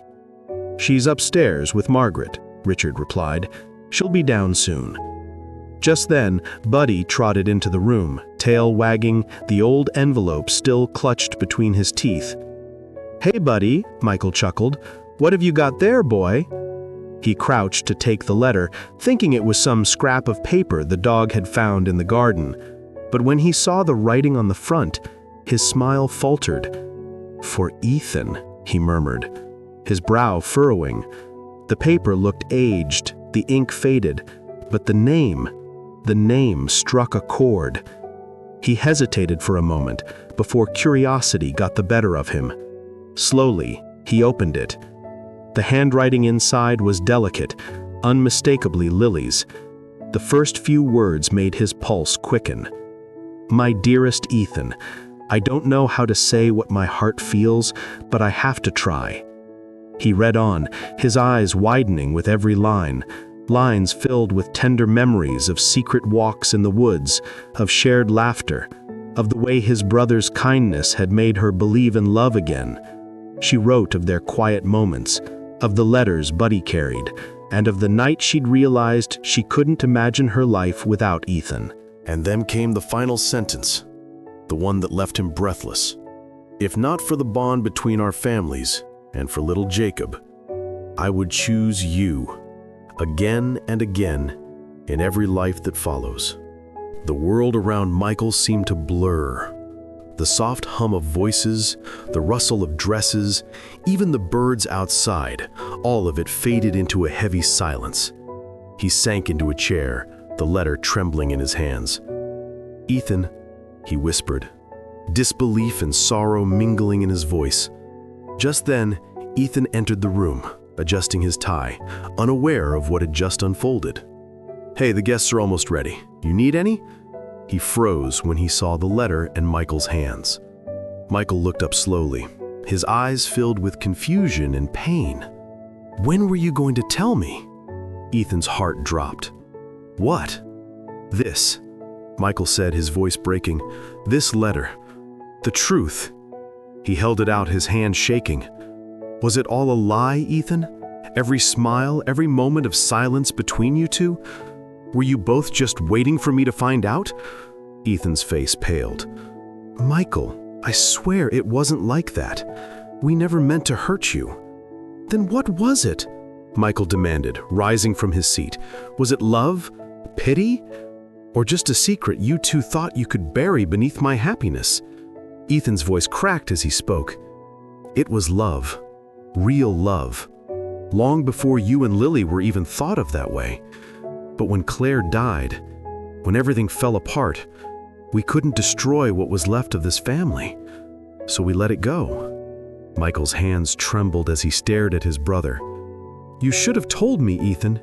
You both should have told me." Lily appeared in the doorway, her face pale as snow. "Michael," she whispered, "please don't blame him. This isn't his fault." Michael turned toward her, tears welling in his eyes. "Then whose fault is it, Lily? Yours? Mine? Maybe it's no one's.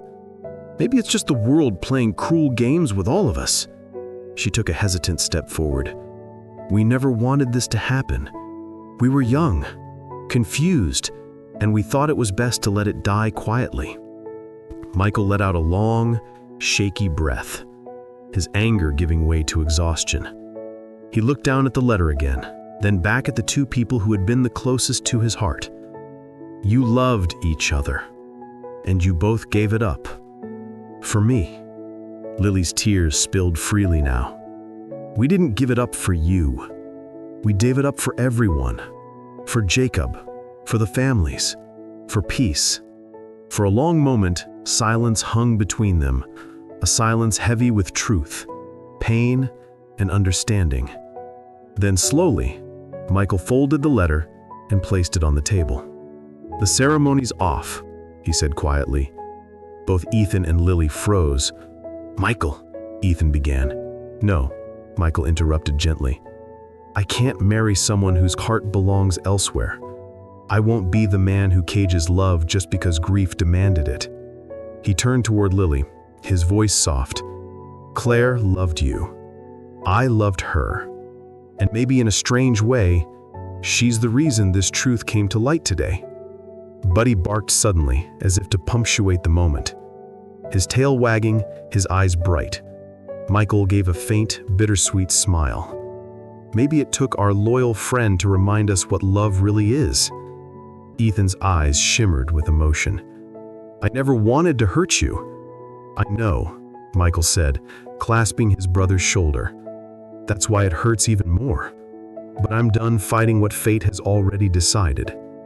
Outside, the guests murmured in confusion as news spread that the ceremony was postponed.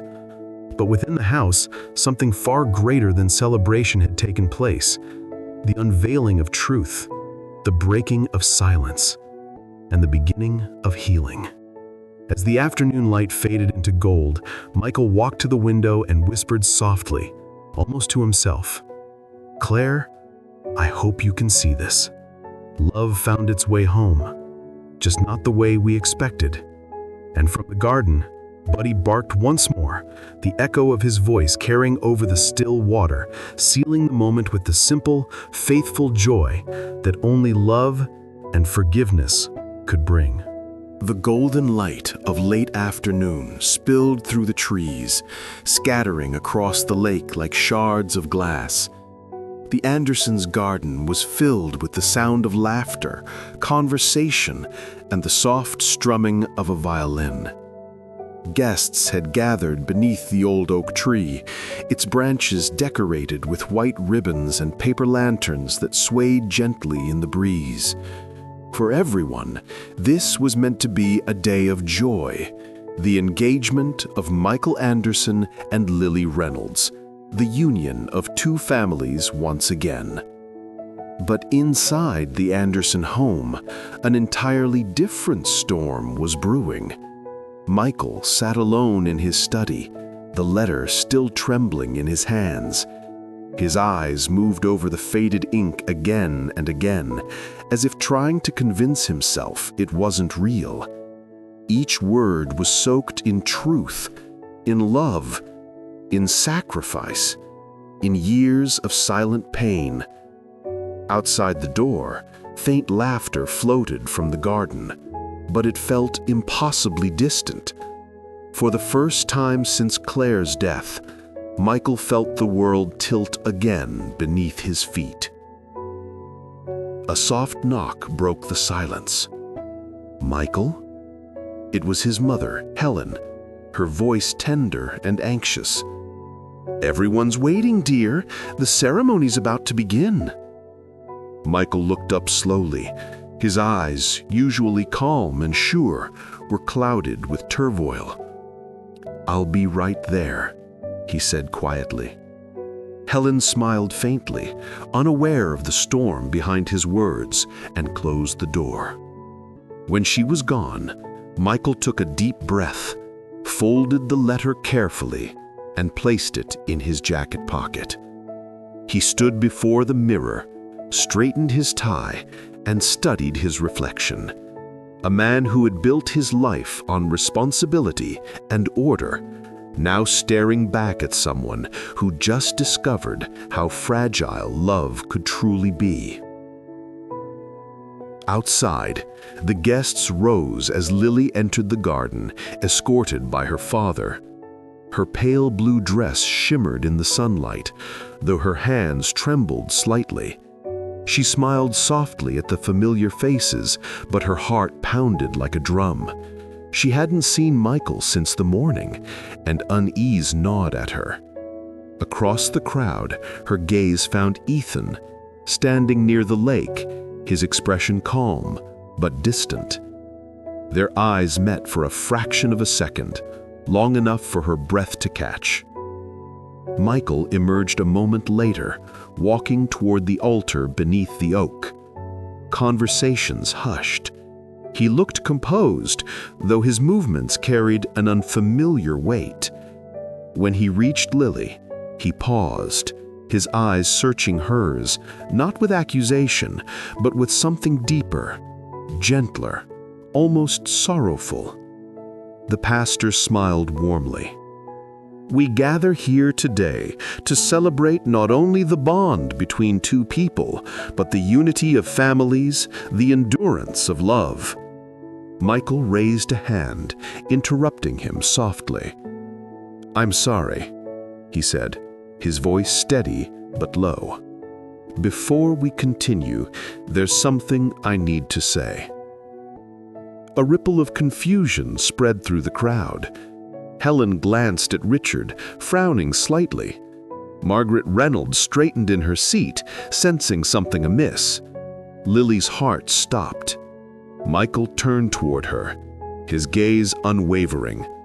"Lily," he began, his tone filled with emotion, "you are one of the kindest, most selfless people I've ever known. When Claire passed, you were the one who brought light back into Jacob's life, into all our lives. You've given more love than anyone could ask for." He paused, his hand brushing the folded letter in his pocket. "But today, I can't stand here and make promises built on silence." Lily's lips parted. "Michael, what are you saying?" He drew out the letter and held it gently. "This found its way to me, maybe by fate, maybe by a very loyal friend." Buddy barked once near the front, wagging his tail, as if knowing he'd played a part. A soft murmur of recognition rippled through the guests. Michael continued, his voice thick with feeling. "This letter reminded me of something I forgot after Claire's death. That love isn't something you can plan or assign.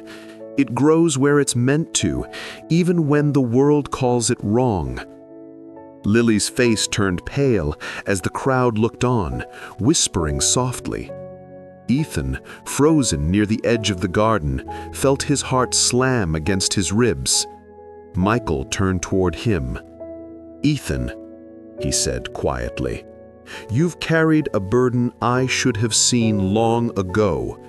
You've hidden your pain for the sake of this family, for me, for Jacob, for everyone. And I can't let you suffer in silence anymore." Ethan shook his head, stepping forward. "Michael, please, you don't have to do this." "Yes," Michael replied firmly, "I do." He turned back to Lily, his eyes soft but glistening with tears. "You love him. You always have." Lily's eyes filled instantly. "I tried not to," she whispered, her voice trembling. "After Claire, after everything, I thought it was wrong. I didn't want to hurt anyone." Michael smiled sadly. "You didn't hurt anyone, Lily. You saved us. You gave us hope when we didn't deserve it. But now, it's time you stopped saving everyone else and started saving yourself." Gasps rippled through the guests. Margaret covered her mouth in disbelief. Helen's eyes brimmed with tears. The pastor stood motionless, unsure what to say. Michael took Lily's hands gently in his. "I loved your sister with all my heart, and I will always love her. But she's gone. And I think if she were here today, she'd want this, for you and for Ethan." Lily's voice broke. "I can't take this from you." "You're not taking anything," Michael said softly. "You're giving something back, the truth." He stepped back and turned to face the crowd. "This ceremony is over," he declared, his voice ringing through the garden. "But not in sadness, in grace. Because love has found its way home, just not the way we planned." The air fell silent, the golden leaves swaying gently as if listening. Ethan took a hesitant step forward, unsure if he should move closer. Michael gave a small nod, his expression kind and resolute. That single gesture said everything Ethan needed to know. He crossed the garden slowly, each step echoing with disbelief and gratitude. When he reached Lily, he stopped just a breath away. "Are you sure?" he whispered. "After everything?" She nodded, tears streaming freely now. "I've never been more sure." And in that quiet, sacred moment, surrounded by their families and the whispers of autumn wind, Ethan took her hand, the hand he had dreamed of holding for years. The crowd stood silent, some in shock, others in quiet awe, watching this truth bloomed where secrecy once lived. Buddy barked again, bounding toward them, his tail wagging furiously. Laughter rippled through the guests, breaking the headiness that had hung in the air. Helen was the first to stand, clapping softly. Margaret followed, then Richard, and soon the garden filled with applause, not for the broken engagement, but for the love that had endured through sacrifice.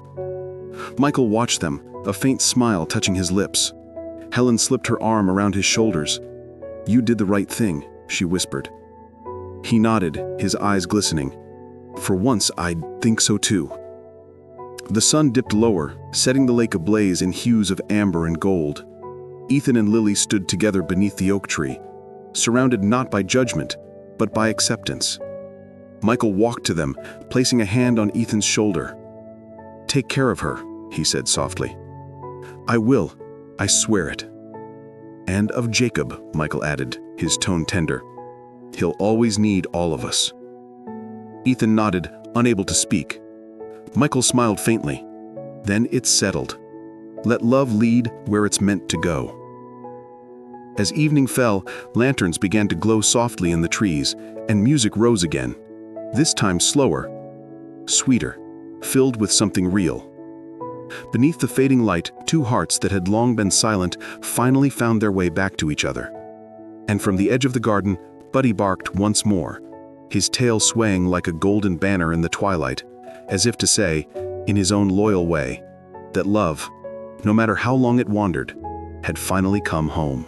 The first chill of autumn had settled over the small lakeside town, tinting the trees with shades of amber, gold, and crimson.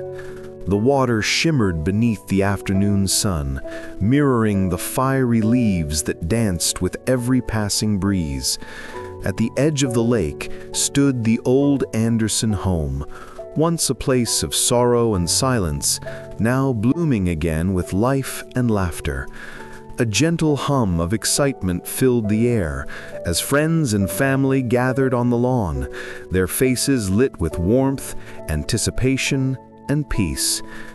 Ethan stood near the water, his reflection rippling softly beneath him. He wore a simple gray suit, his tie loose around his collar, his heart thudding in disbelief at how life had led him here. He had spent years loving Lily from afar, believing that fate had chosen silence for him.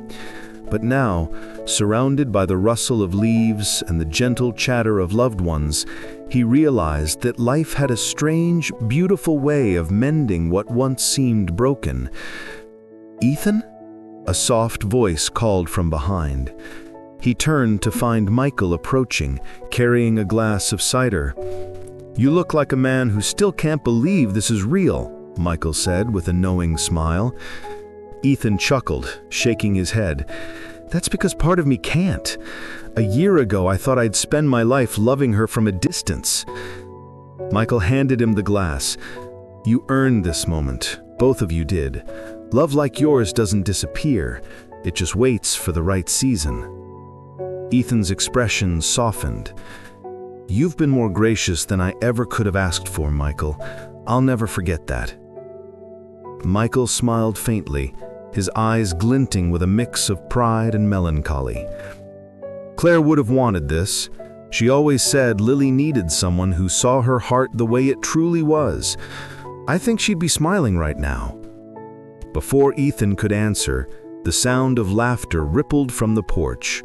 Lily stood there in a flowing white dress that caught the sunlight like silk. Her hair was curled softly, with small golden leaves woven into it. She looked radiant, not because of the dress, but because of the peace in her eyes, the kind that comes only after surviving every storm. Helen and Margaret followed her, fussing with the hem of her gown and brushing away invisible creases. "You look perfect, darling, just like your sister on her wedding day." Lily's smile trembled. "I've been thinking about Claire all morning. I hope she's here with us somehow." Helen touched her hand gently. She is, my dear. She's in every leaf, every breath of this wind, and in the hearts of the people who love you." As the music began, a soft melody played by a violinist near the dock, the guests turned to watch Lily walk down the aisle. The autumn leaves swirled gently around her, carried by the wind like blessings from the heavens.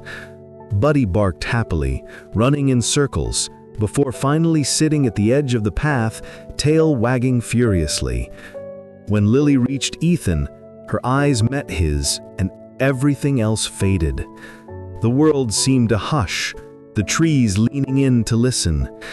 Ethan's breath caught as he whispered, "You're beautiful." She smiled through her tears. "And you're late," she teased softly. "I thought you'd faint before I even made it down the aisle." He grinned, squeezing her hand. "Not a chance. I waited too long for this moment to miss it now." The officiant, an old family friend, stepped forward, his voice carrying over the calm lake. "We gathered today not just to witness a union, but to celebrate love that endured through loss, faith that survived hardship, and hearts that found their way home." As he spoke, Jacob slipped from Michael's arms and ran down the aisle. "Mummy! Uncle Ethan!" he called out, his tiny shoes crunching over the leaves. Laughter rippled through the guests. Lily knelt down, tears spilling over as Jacob hugged her tightly. Ethan bent beside them, wrapping his arms around them both. The officiant smiled warmly. "Well, I suppose we have our ring bearer." Michael chuckled from the front row, his eyes shining. "That boy's got perfect timing." The ceremony continued, every word a reminder of what they had overcome. When the time came for their vows, Lily's hands trembled slightly as she began. "Ethan," she said softly, her voice breaking with emotion, "you came into my life when I was lost. You didn't try to fix me. You just stayed. You gave me hope when I didn't deserve it, and love when I thought I couldn't feel it again. You taught me that even in heartbreak there's beauty, and that love isn't about possession, but patience. Today, I give you everything, my heart, my faith, and the rest of my forever." Ethan took a deep breath, his voice steady but thick with feeling. "Lily, I've loved you in silence, in shadows and in distance. I've watched you raise a child with courage, carry a family with grace, and walk through grief with strength I didn't think possible. You taught me what love really means, not the kind that demands, but the kind that gives. You've been my compass, my light, my reason. And I promise that for as long as I live, I'll spend every day proving that love never gives up." By the time they exchanged rings, there wasn't a dry eye among the guests. Helen wiped her tears discreetly, Margaret held Richard's hand, and even Michael blinked hard against the emotion that rose in his chest. When the officiant finally said, "You may now kiss the bride," Ethan pulled Lily close, his hand trembling against her cheek as their lips met. The crowd erupted into applause. Buddy barked joyfully, running around them in circles, and Jacob cheered, "Mommy and Daddy kissed!" earning laughter from everyone present. As the guests gathered for photos and cider, the sun began to dip, casting a golden glow over the lake. Lily and Ethan stood together near the dock, watching the reflection of the sky on the water. Jacob stood between them, holding both their hands. "This place," Lily whispered, "it's seen everything. Love, loss, forgiveness, and now peace." Ethan nodded. "It's home again." Michael approached quietly from behind, his smile gentle. "You two should come up for dinner sometime next week. Jacob's got to show me how he's been teaching Buddy new tricks." Jacob grinned. "He can sit now." "Well, sometimes." They laughed together, and for a fleeting moment the world felt utterly right. Michael turned to go, pausing briefly. "Take care of each other," he said softly, "and thank you." for reminding me that love can survive anything. As night fell, lanterns flickered to life along the trees, their glow dancing across the rippling lake. Music drifted from the porch as the families shared food and stories, laughter mingling with the rustle of leaves. Lily leaned her head on Ethan's shoulder, watching the stars slowly appear. "Do you think Claire's watching?" she whispered. Ethan smiled faintly, wrapping an arm around her. "I think she's right here, in the laughter, in Jacob's smile, and in the way this wind feels like a blessing." Lily closed her eyes, listening to the soft rhythm of the lake against the shore. Buddy lay at their feet, content and still, his tail gently thumping the wooden dock. For the first time in what felt like forever, everything was as it should be. No secrets, no shadows, just love in its purest form. As autumn leaves drifted across the water, Ethan whispered, "We made it." She smiled, her voice barely a breath. Yes, love finally found its way. And under the golden canopy of the fading day, their story, one of loss, endurance, and rediscovered happiness, came full circle, carried forever by the wind that whispered through the trees and the calm, eternal lake.